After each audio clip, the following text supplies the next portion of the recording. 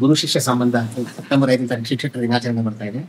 ಆ ಹಿನ್ನೆಲೆಯಲ್ಲಿ ಇವತ್ತಿನ ಕಾಲಘಟ್ಟದಲ್ಲಿ ಗುರು ಶಿಷ್ಯ ಸಂಬಂಧ ಹೇಗಿರಬೇಕು, ಮೊದಲು ಹೇಗಿತ್ತು, ಇವಾಗ ಹೇಗಿದೆ, ಬದಲಾದ ಕಾಲಘಟ್ಟದಲ್ಲಿ ಗುರು ಶಿಷ್ಯ ಸಂಬಂಧನ ಕೂಡ ಸಾಕಷ್ಟು ಬದಲಾವಣೆ ಪಡ್ಕೊಂಡಿದೆಯಾ, ಈ ಎಲ್ಲದರ ಬಗ್ಗೆ ಚರ್ಚೆ ಮಾಡೋಕ್ಕೆ ನಮ್ಮ ಬೋಧವೃಕ್ಷದ ಆಹ್ವಾನವನ್ನು ಒಪ್ಪಿ ಇವತ್ತು ಚರ್ಚೆಯಲ್ಲಿ ಭಾಗವಹಿಸಲು ಬಂದಿರುವಂತಹ ತುಮಕೂರಿನ ಹಿರೇಮಠ ಸ್ವಾಮೀಜಿಯವರನ್ನ ನಾನು ಪೂರ್ವಕವಾಗಿ ಸ್ವಾಗತಿಸ ಬಯಸ್ತೇನೆ.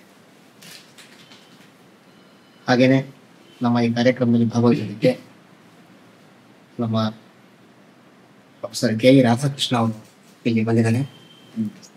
ರಾಧಾಕೃಷ್ಣ ಅವ್ರ ಬಗ್ಗೆ ನಾನು ಪರಿಚಯ ಮಾಡ್ಕೊಳ್ಬೇಕಾಗಿಲ್ಲ. ಅವರು ಶೇಷಾದ್ರಿಪುರಂ ಕಾಲೇಜಿನಲ್ಲಿ ಅಧ್ಯಾಪಕರಾಗಿದ್ದರು.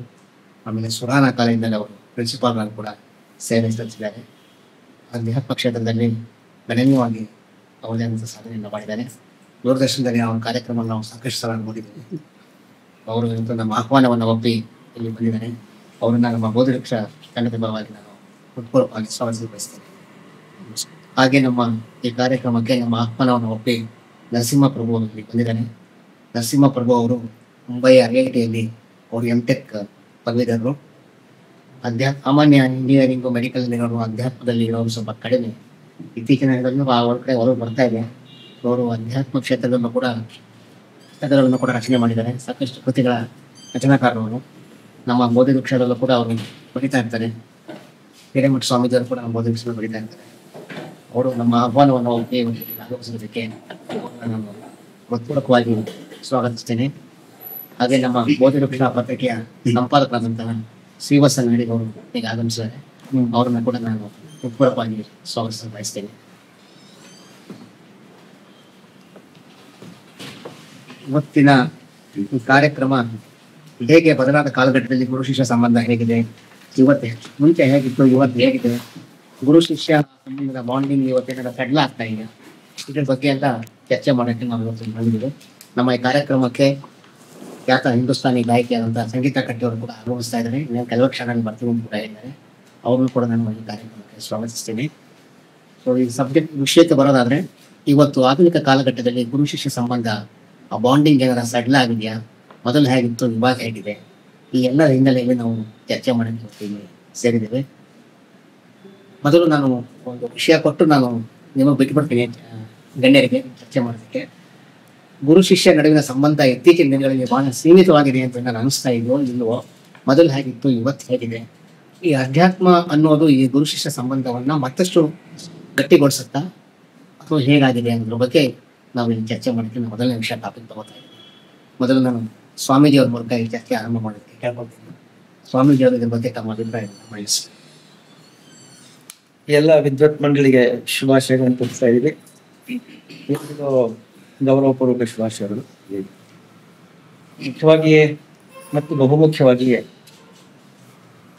ಆ ಕಾಲದಲ್ಲಿರ್ತಕ್ಕಂಥ ಗುರು ಶಿಷ್ಯ ಬಾಂಧವ್ಯಕ್ಕೆ ಮತ್ತು ಈ ಕಾಲಘಟ್ಟದಲ್ಲಿರ್ತಕ್ಕಂಥ ಗುರು ಶಿಷ್ಯ ಬಾಂಧವ್ಯಕ್ಕೆ ಏನು ವ್ಯತ್ಯಾಸ ಅನ್ನೋದು ಇವಾಗ ಎತ್ಕೊಂಡಿರ್ತಕ್ಕಂಥ ಒಂದು ಪ್ರಶ್ನೆ ಅಥವಾ ಸಮಸ್ಯೆ. ಈ ಸಂದರ್ಭದಲ್ಲಿ ಈ ವಿಷಯಕ್ಕೆ ಸಂಬಂಧಿಸಿದ ಹಾಗೆ ನನಗೆ ಅಲ್ಲಮ ಪ್ರಭುಗಳ ಒಂದು ವಚನ ಜ್ಞಾಪಕ ಬರ್ತಾ ಇದೆ. ಕೃತಯುಗದಿಂದ ಕಲಿಯುಗದವರೆಗಿನ ಈ ಅವಧಿನಲ್ಲಿ ಏನೇನು ವ್ಯತ್ಯಾಸ ಆಗಿದೆ ಗುರು ಶಿಷ್ಯ ಬಾಂಧವ್ಯದಲ್ಲಿ ಅನ್ನೋದಕ್ಕೆ ಈ ವಚನ ನಮಗೆ ಸಾಕ್ಷಿ ಹೇಳ್ತದೆ. ಅಲ್ಲಮ ಪ್ರಭುಗಳು ತಮ್ಮ ವಚನದಲ್ಲಿ ಹೇಳ್ತಾರೆ, ಕೃತಯುಗದಲ್ಲಿ ಶ್ರೀ ಗುರು ಶಿಷ್ಯಂಗೆ ಬಡಿದು ಬುದ್ಧಿಯ ಕಲಿಸಿದರೆ ಆಗಲಿ ಮಹಾಪ್ರಸಾದವೆಂದನಯ್ಯ. ಕೃತಯುಗದಲ್ಲಿ ಶ್ರೀ ಗುರು ಶಿಷ್ಯಂಗೆ ಬಡಿದು ಬುದ್ಧಿಯ ಕಲಿಸಿದರೆ ಆಗಲಿ ಮಹಾಪ್ರಸಾದವೆಂದನಯ್ಯ. ತ್ರೇತಾಯುಗದಲ್ಲಿ ಅಂದ್ರೆ ರಾಮನ ಕಾಲದಲ್ಲಿ, ತ್ರೇತಾಯುಗದಲ್ಲಿ ಶ್ರೀ ಗುರು ಶಿಷ್ಯಂಗೆ ಬೈದು ಬುದ್ಧಿಯ ಕಲಿಸಿದರೆ ಆಗಲಿ ಮಹಾಪ್ರಸಾದವೆಂದನಯ್ಯ. ದ್ವಾಪರ ಯುಗದಲ್ಲಿ ಕೌರವ ಪಾಂಡವರ ಕಾಲಘಟ್ಟದಲ್ಲಿ, ದ್ವಾಪರ ಯುಗದಲ್ಲಿ ಶ್ರೀ ಗುರು ಶಿಷ್ಯಂಗೆ ಝಂಕಿಸಿ ಅಂದ್ರೆ ಗದರಿಸಿ ಗುಡ್ಡೆ ಏರಿಸಿ ಹಣೆ ಏರಿಸಿ ಝಂಕಿಸಿ ಬುದ್ಧಿಯ ಕಲಿಸಿದರೆ ಆಗಲಿ ಮಹಾಪ್ರಸಾದವೆಂದನಯ್ಯ. ಕಲಿಯುಗದಲ್ಲಿ ನಾವೆಲ್ಲ ಇರುವಂತಹ ಈ ಕಾಲಘಟ್ಟ, ಕಲಿಯುಗದಲ್ಲಿ ಶ್ರೀ ಗುರು ಶಿಷ್ಯಂಗೆ ವಂದಿಸಿ ಬುದ್ಧಿಯ ಕಲಿಸಿದರೆ ಆಗಲಿ ಮಹಾಪ್ರಸಾದವೆಂದನಯ್ಯ. ಆನು ನಿಮ್ಮ ಕಾಲದ ಕಟ್ಟಳೆಗೆ ಬೆರಗಾದೆನು ಕಾಣ ಗುಹೇಶ್ವರ ಅನ್ನುವಂಥ ಮಾತನ್ನ ಹೇಳ್ತಾನೆ. ಸೊ ಈ ಕಾಲಘಟ್ಟದಲ್ಲಿ ಯಾವ ರೀತಿ ಯುಗ ಟು ಯುಗ ಚೇಂಜಸ್ ಆಗ್ತಾ ಬಂತು ಅನ್ನೋದು ಈ ಒಂದು ವಚನದ ಮೂಲಕ ನಮಗೆ ಗೊತ್ತಾಗ್ತಾ ಇದೆ. ಮತ್ತು ಅದು ಎಲ್ಲರಿಗೂ ಇವಾಗ ಅನುಭವನೂ ಕೂಡ ಹೌದು, ಸ್ವಾನುಭವನೂ ಕೂಡ.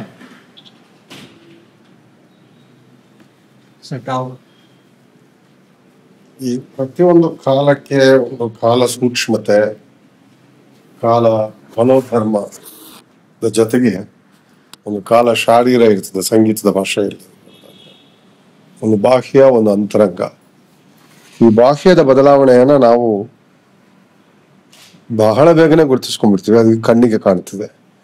ಅಂತರಂಗದ ಬದಲಾವಣೆಗಳಿದೆಯಲ್ಲ, ಅದು ನಮಗೆ ಗುರುತಿಸೋದಕ್ಕೆ ಸ್ವಲ್ಪ ಕಷ್ಟವಾಗ್ತದೆ. ಅದು ತುಂಬಾ ಹೆಚ್ಚಿನ ಕಾಲಮಾನವನ್ನು ತೆಗೆದುಕೊಳ್ಳುತ್ತದೆ. ಪ್ರಸ್ತುತ ಕಾಲಮಾನ ಯಾವುದು ಅಂತ ಹೇಳಿದರೆ ಇದು ವೇಗದ ಯುಗ, ಭೋಗದ ಯುಗ ಅಂತ ನಾನು ಒಪ್ಪಲಾರೆ.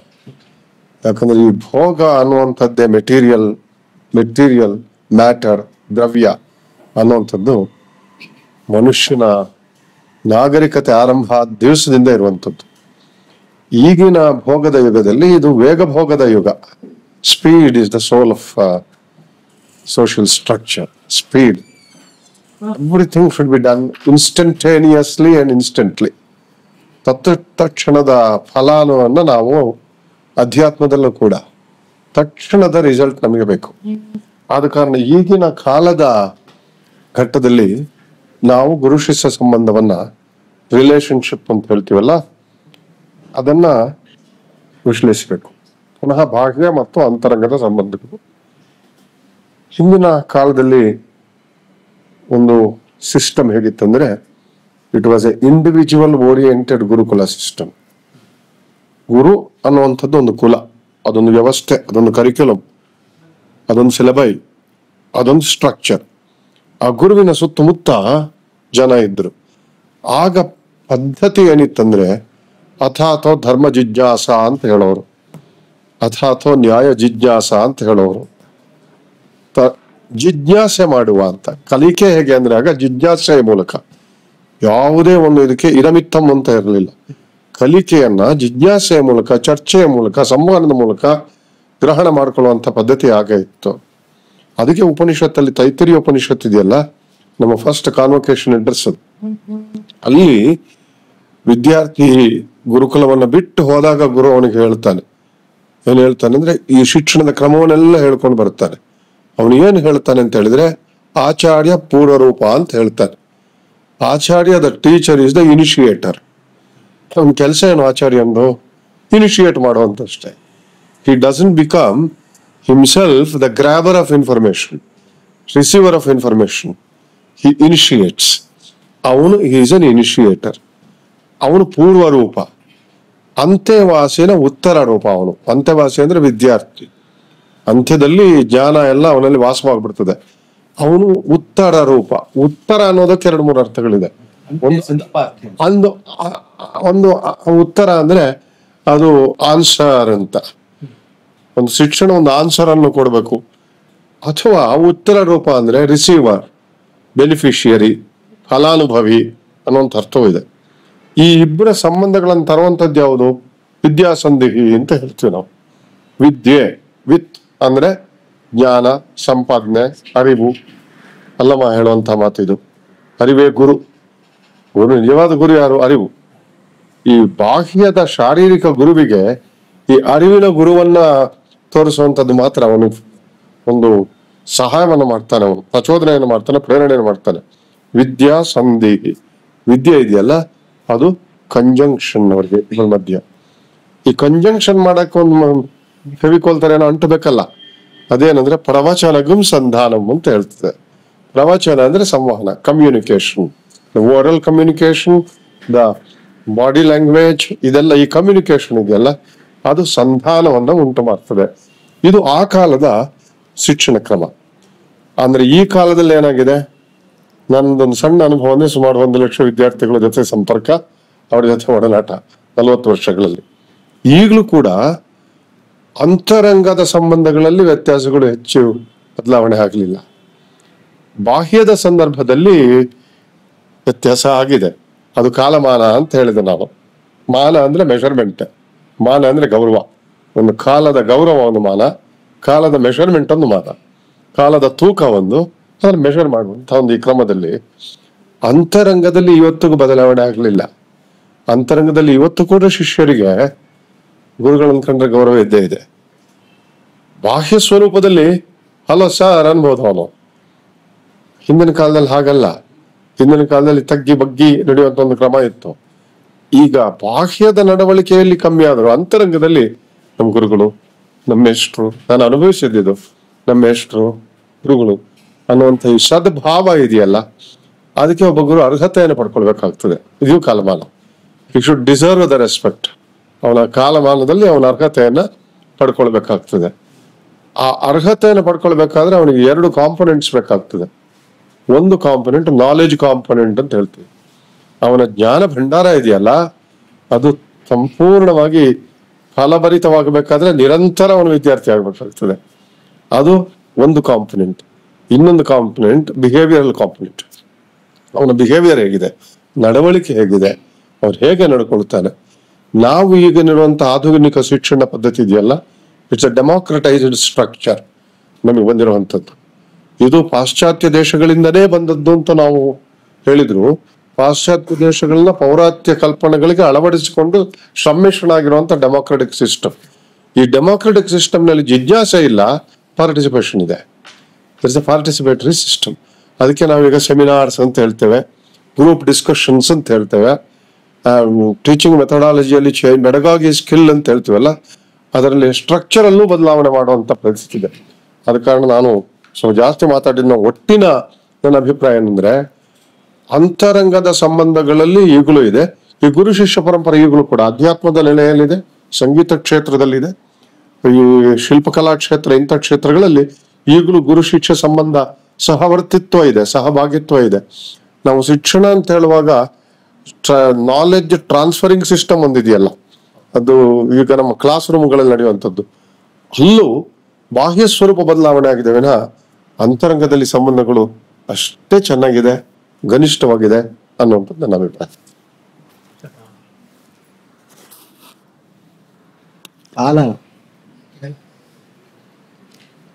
ಕಾಲ ಬದಲಾಗಿದೆ. ಕಾಲ ಬದಲಾದಾಗೆ ನಮ್ಮ ನಡವಳಿಕೆ ರೀತಿ ಬದಲಾಗಿದೆ. ನಾವು ಗುರು ಶಿಷ್ಯರ ಸಂಬಂಧನ 2 ರೀತಿಯಲ್ಲಿ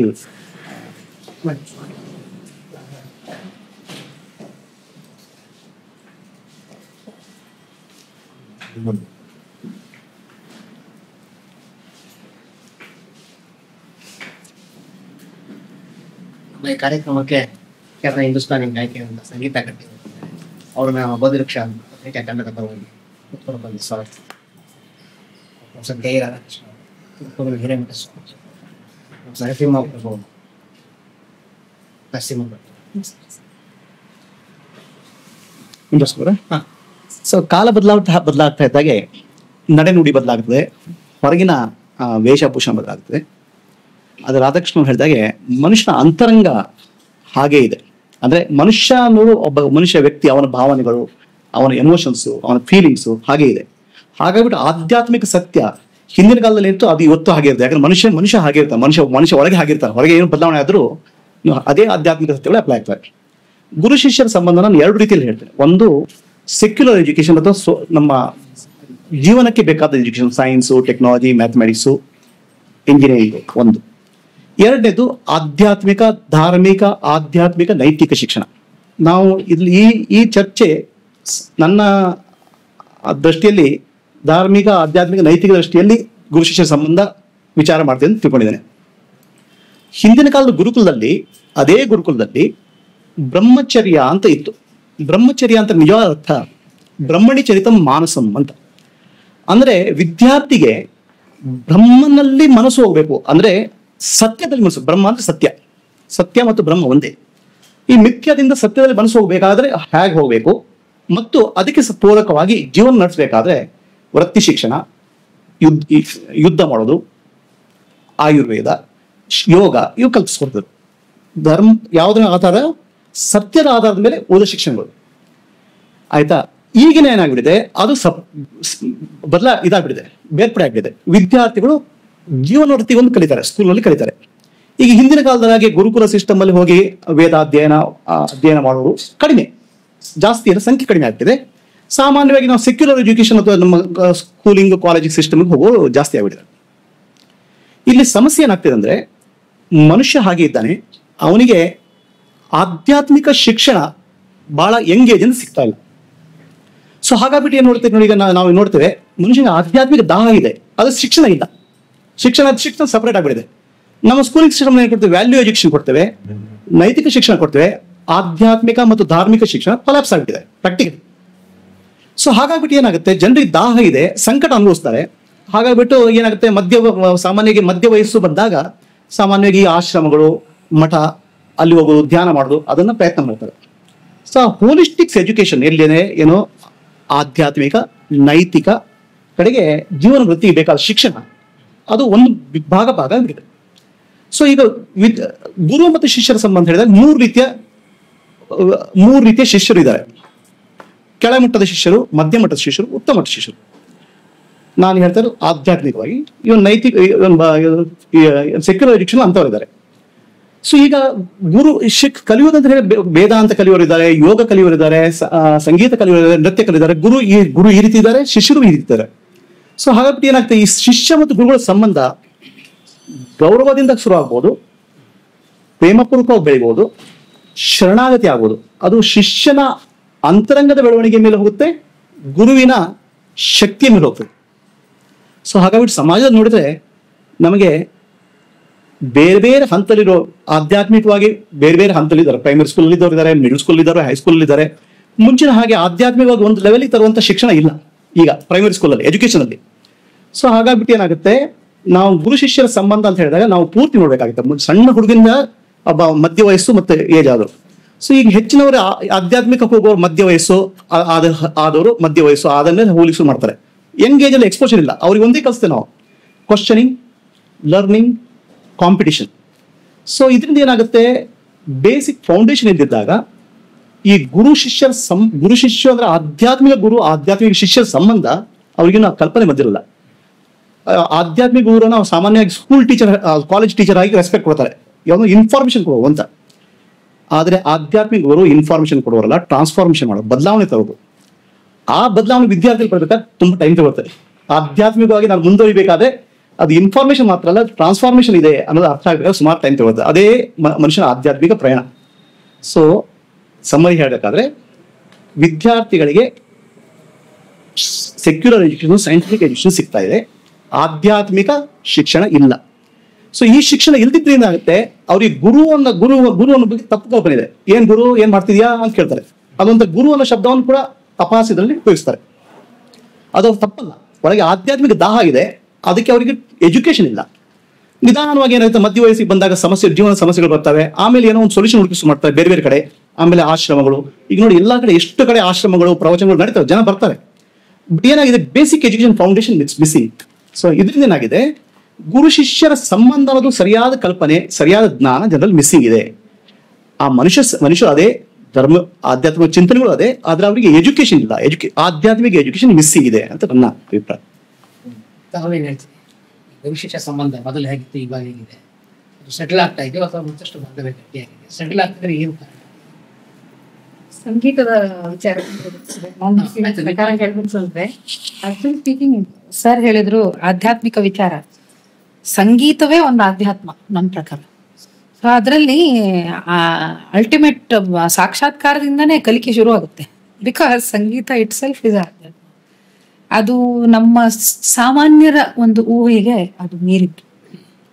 ಯಾಕೆಂದ್ರೆ ಈಗ ಸಪೋಸ್ ನಮ್ಮ ಗುರುಗಳ ಹತ್ರ ನಾವು ಯಾವುದೋ ಒಂದು ರಾಗ, ಪುಡಿ ಪ್ರಕಾರದ್ದಾಗಿರ್ಬೋದು, ಬೇರೆ ಒಂದು ಪ್ರಕಾರ ರಾಗ ನಾವು ಕಲಿಯಕ್ಕೆ ಹೋಗ್ತೀವಿ ಅಂದಾಗ ಇವತ್ತು ಹಾಡಿದಾಗೆ ನಾಳೆ ಹಾಡೋದಿಲ್ಲ, ನಾಳೆ ಹಾಡಿದ್ದು ನಾಡಿದ್ದಿರೋದಿಲ್ಲ, ಸಂಜೆ ಇದ್ದಿದ್ದು ಬೆಳಗ್ಗೆ ಇರೋದಿಲ್ಲ, ಬೆಳಗ್ಗೆ ಇದ್ದಿದ್ದು ರಾತ್ರಿ ಇರೋದಿಲ್ಲ. ಯಾಕೆ ಹೀಗೆ? ಅದಕ್ಕೆ ನಮ್ಮನ್ನ ನಾವು ಕ್ವಶನ್ ಮಾಡ್ಕೊಳ್ಳೋಷ್ಟ್ರ ಮಟ್ಟಿಗೆ ನಾವು ಬೆಳಿಬೇಕಂದ್ರೆ ಅದಕ್ಕೆ ಗುರು ಬೇಕು. ಬಟ್ ಗುರು ಎಷ್ಟು ಸಮರ್ಥವಾಗಿ ಕಲಿಸ್ತಾರೆ, ಕೆಲವರು ಕಲಿಸೋರು ಗುರುಗಳನ್ನು ತುಂಬಾ ಕಡಿಮೆ. ಆ ಥರ ತಮ್ಮ ಜೀವನ ಪೂರ್ತಿ ತಮ್ಮ ನರನಾಡಿಗಳಿಂದ ಒಂದು ಧಾರೆ ಕಲಿಸೋರು ಬಹಳ ಕಮ್ಮಿ.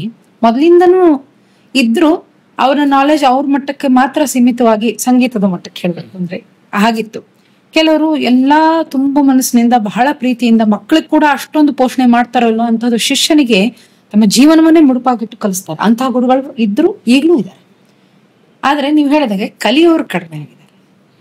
ಯಾಕೆ? ಇದಕ್ಕೆ ನಾನಾ ಥರ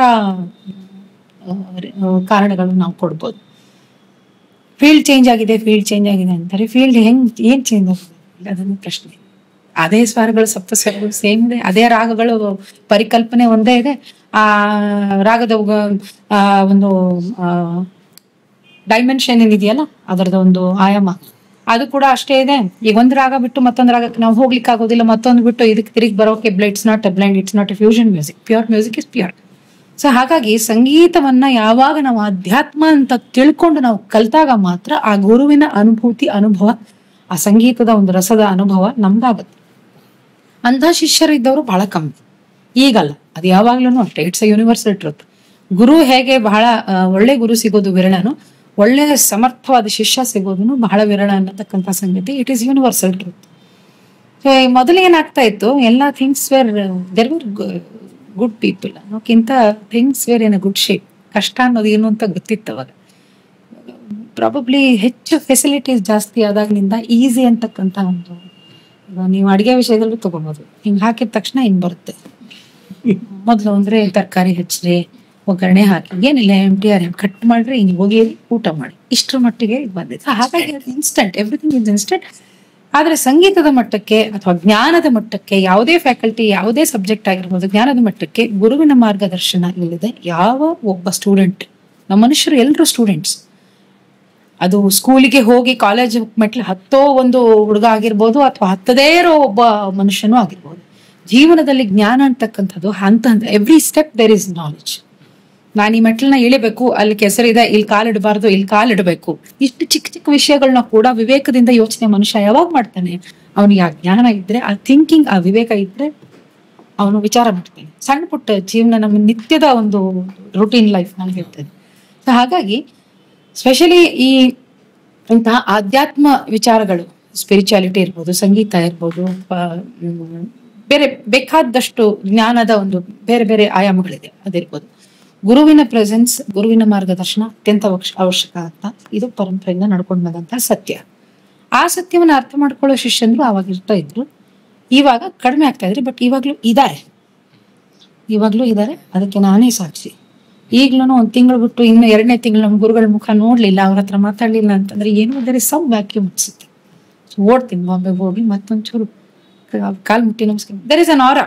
ಗುರುವಿನ ಒಂದು ಮನೆಯಲ್ಲಿ ನಾವು ಎಂಟರ್ ಆದ ತಕ್ಷಣ ಒಂದು ವೈಬ್ರೇಷನ್ಸ್ ಇರುತ್ತೆ. ಅದನ್ನ ನಾನು ಎಕ್ಸ್ಪೀರಿಯನ್ಸ್ ಮಾಡಿದ್ದೀನಿ. ಹಾಗಾಗಿ ಒಳ್ಳೇದು ಆವಾಗ್ಲೂ ಇತ್ತು, ಈಗ್ಲೂ ಒಳ್ಳೇದಿದೆ. ನೆಗೆಟಿವ್ಸ್ ಆವಾಗ್ಲೂ ಇತ್ತು, ಈಗ್ಲೂ ಇದೆ. ಸರ್ ಹೇಳಿದ್ದು ಒಂದು ಮಾತು, ಇದೆಲ್ಲ ಮನುಷ್ಯನ ಒಂದು ಮನೋಧರ್ಮ, ಅವನ ಒಂದು ಸೈಕಾಲಜಿಕಲ್ ಬಿಹೇವಿಯರಲ್ ಸೈನ್ಸಸ್ ಅಂತ ಏನಿದೆ ಅದ್ರ ಮೇಲೆ ಡಿಪೆಂಡ್ ಆಗಿದೆ. ಸೊ ಹಾಗಾಗಿ ಗುರುವಿನ ಒಂದು ಮಾರ್ಗದರ್ಶನ, ದೇವರು ಭಗವಂತನಿಗಿಂತ ಆ ಮಾರ್ಗ ದೊಡ್ಡದು. ಯಾವುದೇ ಗುರು ಆಗಿರ್ಬೋದು. ಸಂಗೀತವೇ ಒಂದು ಆಧ್ಯಾತ್ಮ ಇರೋದ್ರಿಂದ ಇದರ ಇಂಪಾರ್ಟೆನ್ಸ್ ಇದೆ, ಪರಿಕಲ್ಪನೆ ಬಹಳ ದೊಡ್ಡದು. ನಮ್ಮ ಊಹೆಗೆ, ಶಿಷ್ಯನ ಊಹೆಗೂ ಮೀರಿದೆ. ಬಹುಶಃ ಗುರುಗುನು, ನಮ್ಮ ಗುರುಗಳು ಹೇಳ್ತಾರೆ, ನನ್ಗೆ ಇಲ್ಲಿವರೆಗೂ ಈ ಆಧ್ಯಾತ್ಮದ ಒಂದು ಇದರ ಒಂದು ರಹಸ್ಯ ಸಿಕ್ಕಿಲ್ಲ ಅಂತ. ಅವರೇ ಹೇಳ್ಬೇಕು ಅಂದ್ರೆ ನಾವು ಇದಕ್ಕೆ ಖಂಡಿತ ನಾವು ಉತ್ತರ ಕೊಡ್ಲಿಕ್ಕೆ ಅಷ್ಟೊಂದು ಸಮರ್ಥ ಅಲ್ಲ ಅಂತ ನಾವು ಅನ್ಕೋತೀವಿ. ಗುರುನೇ ಶಿಷ್ಯ. ಈ ಗುರು ಶಿಷ್ಯ ಸಂಬಂಧ ಬಾಂಡಿಂಗ್ ಗಟ್ಟಿ ಆಗೋದ್ರಿಂದ ಆಗೋ ಪ್ರಯೋಜನ, ಅದು ಗಟ್ಟಿಯಾಗೇ ಇರ್ಬೇಕಾ ಅಥವಾ ಗಟ್ಟಿ ಆಗೋದ್ರ ಪ್ರಯೋಜನ, ಅಥವಾ ಮಾಮೂಲಿ ಅಪೇಕ್ಷೆಗಳ ಮೂಲಕ ನಡೆಯುವಂಥದ್ದಲ್ಲ. ಇರಬೇಕು ಇರಬಾರ್ದು ಅಂತ ಸಹಜವಾಗಿ ಆವಿಷ್ಕಾರಗಳು ಗುರು ಶಿಷ್ಯ ಸಂಬಂಧ. ನಾವು ಚರ್ಚೆ ಮಾಡ್ತಾ ಇದ್ವಿ, ಒಬ್ಬ ಮನುಷ್ಯನ ಅಲ್ಟಿಮೇಟ್ ಶಿಕ್ಷಣದ ಗುರಿ ಏನಿದೆ ಅಂತ ಹೇಳಿದ್ರೆ, ಅಲ್ಟಿಮೇಟ್ ಅವನು ಯಾವುದೇ ಒಂದು ಸ್ಪೆಷಲೈಸ್ಡ್ ಬ್ರಾಂಚ್ ಅನ್ನು ತಗೊಳ್ಬಹುದು ತನ್ನ ಜೀವನದ ಉಪಾಯಕ್ಕಾಗಿ ಅಥವಾ ಮನಸ್ಸಿನ ಆನಂದಕ್ಕಾಗಿ.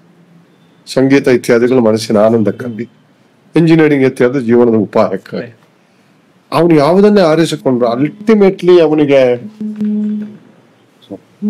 ಅಲ್ಟಿಮೇಟ್ಲಿ ಏನಾಗ್ಬೇಕು ಅಂದ್ರೆ ಅವನೊಬ್ಬ ತನ್ನ ಕ್ಷೇತ್ರದಲ್ಲಿ ಪರಿಪೂರ್ಣನಾಗುವ ಎಡೆಗೆ, ಅದಕ್ಕೆ ನಾವು ಅಸತ್ಯದಿಂದ ಸತ್ಯದೆಡೆಗೆ ಅಂತ ಹೇಳ್ತೀವಿ. ಪರಿಪೂರ್ಣನಾಗುವ ಎಡೆಗೆ ಅವನೊಂದು ಪ್ರಯಾಣ. ಶಿಕ್ಷಣ ಅನ್ನುವಂಥದ್ದು ಒಂದು ಪ್ರಯಾಣವೇ, ಅದು ಜರ್ನಿ. ಅದು ಆ ಜರ್ನಿಯಲ್ಲಿ ಗುರು ಇದಾನಲ್ಲ, ಗುರು ಅಂದ್ರೆ ಘನ ಮಹತ್ವಕ್ಕೆ ದೊಡ್ಡದು. ಅದು ಒಂದು ಹೇಳಿದಾಗೆ, ಸಂಗೀತ ಇವರು ಹೇಳಿದಾಗೆ, ಮಾರ್ಗವನ್ನ ದರ್ಶಿಸ್ತದೆ. ಆ ಮಾರ್ಗದಲ್ಲಿ ಅದು ನಡೆಯೋದಿಲ್ಲ. He doesn't walk on that road, he shows the road, this is the road you should take. ಆಗ ಒಬ್ಬ ಶಿಷ್ಯ ಏನ್ ಮಾಡ್ತಾನೆ ಅಂದ್ರೆ ಹಿಡ್ಕೊಳ್ತಾನೆ, ಹಿಡ್ಕೊಂಡು ನಡೆದು ಹೋಗ್ತಾನೆ. ನಾನು ಆಗ್ತಾನೆ ಹೇಳಿದಾಗೆ ಬಾಹ್ಯ ಅಂತರಂಗಗಳು ಮನುಷ್ಯನಲ್ಲಿ ಬಹಳಷ್ಟು. ಬಾಹ್ಯವಾದಂತಹ ಬದಲಾವಣೆಗಳು ನಿಮಗೆ ಕಾಣದೇ ಇರ್ಬೋದು, ಸೂಕ್ಷ್ಮವಾಗಿರುವಂತಹ ಒಳಗಿನ ಬದಲಾವಣೆ ಇದೆಯಲ್ಲ, ಪ್ರತಿಯೊಬ್ಬ ಶಿಷ್ಯನು ಕೂಡ ಪ್ರತಿಯೊಬ್ಬ ಗುರುವಿಂದನೂ ಪ್ರಭಾವಿತನಾಗ್ತಾನೆ. ಪ್ರತಿಯೊಬ್ಬ ಗುರು ಕೂಡ ಪ್ರತಿಯೊಬ್ಬ ಶಿಷ್ಯನಿಂದನೂ ಪ್ರಭಾವಿತನಾಗ್ತಾನೆ. ಇದು ಈ ಪ್ರಭಾವಗಳು, ಈ ಬಾಂಡಿಂಗ್ ಇದೆಯಲ್ಲ, ಇದು ಅನ್ನೋದು ಮಾಸ್ ಇರ್ಬೋದು. ಕ್ಲಾಸ್ನಲ್ಲಿ 100 ಜನ ಇರ್ಬೋದು ನನ್ನ ವಿದ್ಯಾರ್ಥಿಗಳು. ಆ 100 ಜನ ವಿದ್ಯಾರ್ಥಿಗಳು ಜನರಲ್ ಕ್ಲಾಸ್ನಲ್ಲೂ ನನ್ನ ಮೇಲೆ ಪ್ರಭಾವವನ್ನು ಬೀರ್ತಾರೆ, ನನಗೆ ಅರಿವಾಗದಾಗೆ. ಅದನ್ನೆಲ್ಲೋ ಪಿಕಪ್ ಮಾಡ್ಕೊಳ್ತೀನಿ. ಅದಕ್ಕೆ ನಾವು ವ್ಯಾಲ್ಯೂಸ್ ಬಗ್ಗೆ ಮಾತಾಡ್ತಾ ಇದ್ದಾಗ ಇಡೀ ಶಿಕ್ಷಣದ ಮೂಲ ದ್ರವ್ಯಗಳು 2, ಒಂದು ಜ್ಞಾನ, ಒಂದು ಕೌಶಲ್ಯ, ಸ್ಕಿಲ್. ಶಿಕ್ಷಣದ ಒಂದು ಮುಖ್ಯ ಉದ್ದೇಶ ಅಂತ ಹೇಳಿದ್ರೆ ನೀನು ಸ್ವಾವಲಂಬಿಯಾಗಿ ಬದುಕಬೇಕು ಅನ್ನೋದು ಶಿಕ್ಷಣದ ಉದ್ದೇಶವೇ. ಅವನ ಅರ್ಥವನ್ನ ಅರ್ಥ ಅಂದ್ರೆ 2, ಒಂದು ಹಣ, ಮತ್ತೊಂದು ಅವನ ಅರ್ಥ. ಈ ಎರಡನ್ನೂ ಅವನು ಸಂಪಾದಿಸ್ಕೊಳ್ಬೇಕಾಗ್ತದೆ. ಮೊದಲಿನ ಅರ್ಥ ಸಂಪಾದಿಸಿದ್ರೆ ಎರಡನೇ ಅರ್ಥ ಇಲ್ಲ. ಅದು ಜೀವನಕ್ಕೆ ಬೇಕೇ ಬೇಕು. ಅವನಿಗೆ ಅರ್ಥ ದ್ರವ್ಯ ಅವನಿಗೆ ಬೇಕು. ಅದಕ್ಕಾಗಿ ಅವನಿಗೆ ತನ್ನ ಜ್ಞಾನವನ್ನ ಅವನು ಕೌಶಲ್ಯವನ್ನಾಗಿ ಪರಿವರ್ತಿಸಿಕೊಳ್ಳೇಬೇಕು. Knowledge will have to be transferred as skill to live. ಆ ಸ್ಕಿಲ್, ಕೌಶಲ್ಯ ಬಂದ ತಕ್ಷಣ ಸಂಗಾತಿಯಾಗಿ ಒಂದು ಮೌಲ್ಯ ಇದೆಯಲ್ಲ, ಮೌಲ್ಯದ ಬಗ್ಗೆ ಮಾತನಾಡೋದು ಬಹಳ ಸುಲಭ, ಆಚರಿಸ್ಕೊಳ್ಳೋದು ಬಹಳ ಕಷ್ಟ. ಗುರುವಿಗೂ ಅಷ್ಟೇ, ಶಿಷ್ಯನಿಗೂ ಅಷ್ಟೇ. ಒಳ್ಳೆಯವನಾಗಿರಪ್ಪ ಅಂತ ಗುರು ಹೇಳ್ತಾನೆ. ಅವನು ಹೇಳೋದು ಅವನ ಕರ್ತವ್ಯ. ಅವನೇ ಒಳ್ಳೆಯವನಾಗಿದ್ದಾನೋ ಅನ್ನುವಂಥ ಪ್ರಶ್ನೆ ಬಂದಾಗ ಶಿಷ್ಯ ಸುಮ್ಮನೆ ಇರ್ತಾನೆ ಅನೇಕ ಬಾರಿ. ನೀವು ಹೇಳಿದ ಗುರು ದಾರಿ ತೋರಿಸ್ತಾರೆ, ಬಟ್ ಅವನ ದಾರಿಯಲ್ಲಿ ಅದಕ್ಕೆ ಬಂದಿಲ್ಲ. ದಾರಿಯಲ್ಲಿ ಅವನು ಹೋಗದೇ ಇದ್ರೆ ಅಂತ ಸುಲಭ ಅಲ್ಲ ಅದು ಹೋಗುವಂಥದ್ದು. ಅನೇಕ ಬಾರಿ ನಡವಳಿಕೆಯ ದೃಷ್ಟಿಯಲ್ಲಿ ಸುಲಭ ಅಲ್ಲ. ನಡವಳಿಕೆಯ ದೃಷ್ಟಿಯಲ್ಲಿ ಸುಲಭ ಅಲ್ಲ. ಅನುಭವದಿಂದ ಹೇಳುವಂತ ಮಾತು. ನಾನು ಅತ್ಯಂತ ಚೆನ್ನಾಗಿ ಶೇಕ್ಸ್ಪಿಯರ್ನ ಪಾಠ ಮಾಡಿದ್ದೀನಿ, ಅದರ ಮೌಲ್ಯಗಳನ್ನು ಹೇಳಿದ್ದೀನಿ, ಕುವೆಂಪುವನ್ನು ಹೇಳಿದ್ದೀನಿ, ನಾನಾಗಿ ನಡ್ಕೊಂಡಿದ್ದೀನ. ಆದ ಕಾರಣ ನನ್ನ ವಿದ್ಯಾರ್ಥಿಗಳು ಗುರುವಾಗಿ ನಾನು ಹೇಳ್ತೀನಿ ಅಂದ್ರೆ, ನನ್ನ ಮಾತಿನ ಪರಿಣಾಮ ನಿನ್ ಮೇಲೆ ಏನಾಗ್ತದೆ ಅನ್ನೋದನ್ನ ನೋಡು. ನನ್ನ ಪರಿಣಾಮವನ್ನು ನೋಡ್ಬೇಕಾದಾಗ ವಿವೇಕದಿಂದ ನೋಡು. ವಿವೇಕ ಅನ್ನುವಂತ ಪದವನ್ನು ಉಪಯೋಗಿಸ್ಬೇಕು. ವಿವೇಕ ಅಂದ್ರೆ ವಿಂಗಡಿಸಿ ನೋಡುವುದು ಅಂತ. ಅದನ್ನ ಡಿಸ್ಕ್ರಿಮಿನೇಟ್ ಮಾಡಿ ಅಸೆಸ್ ಮಾಡಿ ನೋಡುವಂಥದ್ದು. ಜ್ಞಾನ, ಕೌಶಲ್ಯ ಮತ್ತು ಮೌಲ್ಯಗಳ ಒಟ್ಟಿಗೆ ಅದು ಒಂದಾಗ್ಬೇಕಾದ್ರೆ ಏನಾಗ್ಬೇಕಂದ್ರೆ, ಪ್ರತಿಯೊಬ್ಬ ಮನುಷ್ಯ ಅನ್ನುವಂಥ ವ್ಯಕ್ತಿತ್ವಕ್ಕೆ 3 ಭಾಗಗಳಿದೆ. ಅದನ್ನ ಕಾಯ, ವಾಚ, ಮನಸ್ಸು ಅಂತ ಹೇಳ್ತೀವಿ ನಾವು. ಹೆಡ್, ಹಾರ್ಟ್ ಅಂಡ್ ಹ್ಯಾಂಡ್ ಅಂತ ಹೇಳ್ತೀವಿ. ಡೀಡ್ ಅಂಡ್ ಕ್ರೀಡ್ ಅಂತ ಹೇಳ್ತೀವಿ. ಮೊದಲು ಹ್ಯಾಂಡ್, ಯುವರ್ ಹ್ಯಾಂಡ್, ಅದಕ್ಕೊಂದು ಕೌಶಲ್ಯಗಳು ಬೇಕು. ಅದನ್ನ ಯಾವುದು ನಿಮ್ಮ ಫಿಸಿಕ್ಸ್, ನಿಮ್ಮ ಕೆಮಿಸ್ಟ್ರಿ, ನಿಮ್ಮ ಮ್ಯಾಥಮೆಟಿಕ್ಸ್ ಹೇಳ್ಕೊಡ್ತಾ ಹ್ಯಾಂಡಿಗೆ ಅದನ್ನ ಹೇಳ್ಕೊಡ್ತಾ ಅದರ ಜೊತೆಗೆ ಹಾರ್ಟ್ ಇದೆಯಲ್ಲ, ಅದನ್ನು ಕೂಡ ಅದು ಟಚ್ ಮಾಡ್ಲೇಬೇಕು. 1+1 = 2 ಅನ್ನೋದನ್ನ ಮೇಷ್ಟ್ರು ಹೇಳ್ಕೊಟ್ಟ. 1+1 2 ಅಂದ್ರೆ ಅದು ಡಿವಿಸಿವ್ 2 ಆಗಬೇಡ ಅಂತ ಹೇಳುವಂತ ಮೌಲ್ಯವನ್ನ ನಮ್ಮ ಹಾರ್ಟ್ ಒಪ್ಕೊಳ್ಳೋದಿದ್ರೆ ಅದು ಯಾಕೆ 1+1 ಅರ್ಥಹೀನವಾಗುತ್ತದೆ. Head, heart and hand, brain, ಅವನ ಆಲೋಚನೆಗಳು, ಆಲೋಚನಾ ಶಕ್ತಿ, ಅವನ ಪ್ರಜ್ಞೆ, ಅವನ ಅಂತರಂಗ, ಇದೆಲ್ಲ ವಿಕಸನದ ಹೋಲಿಸ್ಟಿಕ್ ಅಂದ್ರೆ ನಮ್ಮ ಮಗಳು. ಹೋಲಿಸ್ಟಿಕ್ ಅಂದ್ರೆ ಅದು, ಹೋಲಿಸ್ಟಿಕ್ ಅಂದ್ರೆ ಒಂದು ಪರಿಪೂರ್ಣ ಜರ್ನಿ ಅದು. ಈ ಜರ್ನಿಯಲ್ಲಿ ನಮಗೆ ಬಹುಶಃ ಇಡೀ ಜಗತ್ತಿನ ಅತ್ಯಂತ ಶ್ರೇಷ್ಠವಾದಂತಹ ಅದಕ್ಕೆ ಸರಿಸಾಟಿ ಇಲ್ಲದ ಗ್ರಂಥಗಳಂದ್ರೆ ರಾಮಾಯಣ ಮತ್ತು ಮಹಾಭಾರತ. ರಾಮಾಯಣ ಮಹಾಭಾರತ ಕಥೆಗಳನ್ನು ಓದ್ಬಿಡ್ತೀವಿ ನಾವು. ಅದರಲ್ಲಿ ಇರುವಂತಹ ಶಿಕ್ಷಣದ ಕ್ರಮಗಳು, ಅದರಲ್ಲಿರುವಂತಹ ಜನಜೀವನದ ಕ್ರಮಗಳು, ಅದರಲ್ಲಿರುವಂತಹ ನ್ಯಾಯ ವಿತರಣೆಗಳ ಕ್ರಮಗಳು, ಆಡಳಿತ ಕ್ರಮಗಳು, ಇದನ್ನೆಲ್ಲ ಏನ್ ಹೇಳ್ಕೊತಾ ಇದ್ರು? ಶಿಕ್ಷಣದ ಒಂದು ಮಾತು ಹೇಳಲೇಬೇಕು ನಾನು. ಒಂದು ನಿಷ್ಠೂರವಾದ ಸತ್ಯವನ್ನ ನಾವು ಹೇಳಕ್ಕಾಗೋದಿಲ್ಲ. ಅದಕ್ಕೆ ನಾವೇನ್ ಮಾಡ್ತೀವಿ ಅಂದ್ರೆ, ಶಿಕ್ಷಣ ಏನ್ ಮಾಡ್ತದೆ ಅಂದ್ರೆ ಒಂದು ಕಥೆಯನ್ನು ಹೇಳ್ತಿದ್ದೆ, ಒಂದು ಪಂಚತಂತ್ರದ ಕಥೆ ಹೇಳ್ತದೆ. ರಾಮಾಯಣದಲ್ಲಿ ಅದು ಕಥೆಗಳ ಆಗರ. ರಾಮಾಯಣ ಮತ್ತು ಮಹಾಭಾರತ ಒಂದು ಕಥೆ ಹೇಳ್ತಾರೆ. ಕಥೆ ಹೇಳಿ ಹೀಗಪ್ಪ ಅನ್ನೋರ ಒಂದು ಹದ್ದಿನ ಕಥೆ, ಒಂದು ಇಲಿಯ ಕಥೆ ಹೇಳಿ ಇದು ಹೀಗೆ ಅಂತ ಹೇಳ್ಬಿಡುವಾಗ ಅವನ ಹಾರ್ಟಿಗೆ ಟಚ್ ಆಗುತ್ತೆ. ಮೌಲ್ಯಗಳನ್ನ ನಾನು ಪ್ಲಾಟ್ಫಾರ್ಮ್ ನಲ್ಲಿ ನಿಂತ್ಕೊಂಡು ನಾವೆಲ್ಲ ಸತ್ಯವಂತರಾಗಬೇಕು ಅಂತ ಹೇಳಿದ್ರೆ ಯಾರು ಆಗೋದಿಲ್ಲ. ನಾನೇ ಸತ್ಯವಂತನಾಗಿ ನಡ್ಕೊಂಡು ಕೂಡ ನನ್ನ ವಿದ್ಯಾರ್ಥಿ ಸತ್ಯವಂತನಾಗುತ್ತಾನೆ ಅಂತಲ್ಲ ಹೇಳಕ್ ಸಾಧ್ಯ ಆಗೋದಿಲ್ಲ. ವಾಕ್ ದ ಟಾಕ್ ಮಾತ್ರ ಅಲ್ಲ, ಟಾಕ್ ದ ವಾಕ್ ಮಾತ್ರ ಅಲ್ಲ, ಅದು ಹೇಗೆ ಮೌಲ್ಯಗಳು ಅಂದ್ರೆ ಅವನಲ್ಲಿ ಆವಿರ್ಭವಿಸ್ಕೊಂಡು ಸಂಗೀತದಲ್ಲಿ ಮನೋಧರ್ಮದ ತರ ಶಾರೀರ ಇದೆ, ಆ ಮನೋಧರ್ಮದ ಅವತರಣಿಕೆ ಹೇಗಾಗ್ತದೆ. ಒಂದೇ ರಾಗವನ್ನ ಇವತ್ತು ಹಾಡ್ತಾರೆ ಸಂಗೀತ ಕಟ್ಟಿ, ನಾಳೆ ಅದನ್ನೇ ಹಾಡ್ತಾರೆ. ಎರಡು ರಾಗಗಳು ಬೇರೆ, ಆ ಎರಡು ಅವರ ಮನೋಧರ್ಮಕ್ಕೆ ವಿಸ್ತರಿಸ್ಕೊಂಡು ಹೋಗ್ತದೆ. ಎದುರುಗಡೆ ರಿಸೀವ್ ಮಾಡುವಂತ ಆಡಿಯನ್ಸ್ ಅನ್ನು ನೋಡ್ಕೊಂಡು ಅಲ್ಲಿ ಸಂವಹನ ಉಂಟಾಗ್ಬಿಡ್ತದೆ. ಆದ ಕಾರಣ ಶಿಕ್ಷಣದಲ್ಲಿ ಬಾಂಡಿಂಗ್ ಅಂತ ಹೇಳಿದ್ರಲ್ಲ ನೀವು, ಇದು ಸಹಜವಾಗಿ ಆವಿಷ್ಕಾರವಾಗುವಂತ ಒಂದು ಕ್ರಮ ಇದೆ, ಈಗಲೂ ಇದೆ. ನಾವು ಕ್ಲಾಸ್ ನಲ್ಲಿ ಪ್ಲಾಟ್ಫಾರ್ಮ್ ನಲ್ಲಿ ನಿಂತ್ಕೊಂಡು ಪ್ಲಾಟ್ಫಾರ್ಮ್ ಎರಗನ್ಸ್ ಅನ್ನು ನಾವು ಬರ್ಕೊಳ್ತೀವಿ. ಪ್ಲಾಟ್ಫಾರ್ಮ್ ಎರಗನ್ಸ್ ಅಂತ ಗುರುತ್ವದ ಒಂದು ಅಹಂಕಾರ ಅದು. ನಾನು ಹೇಳುತ್ತೇನೆ, ನೀನು ಕೇಳು.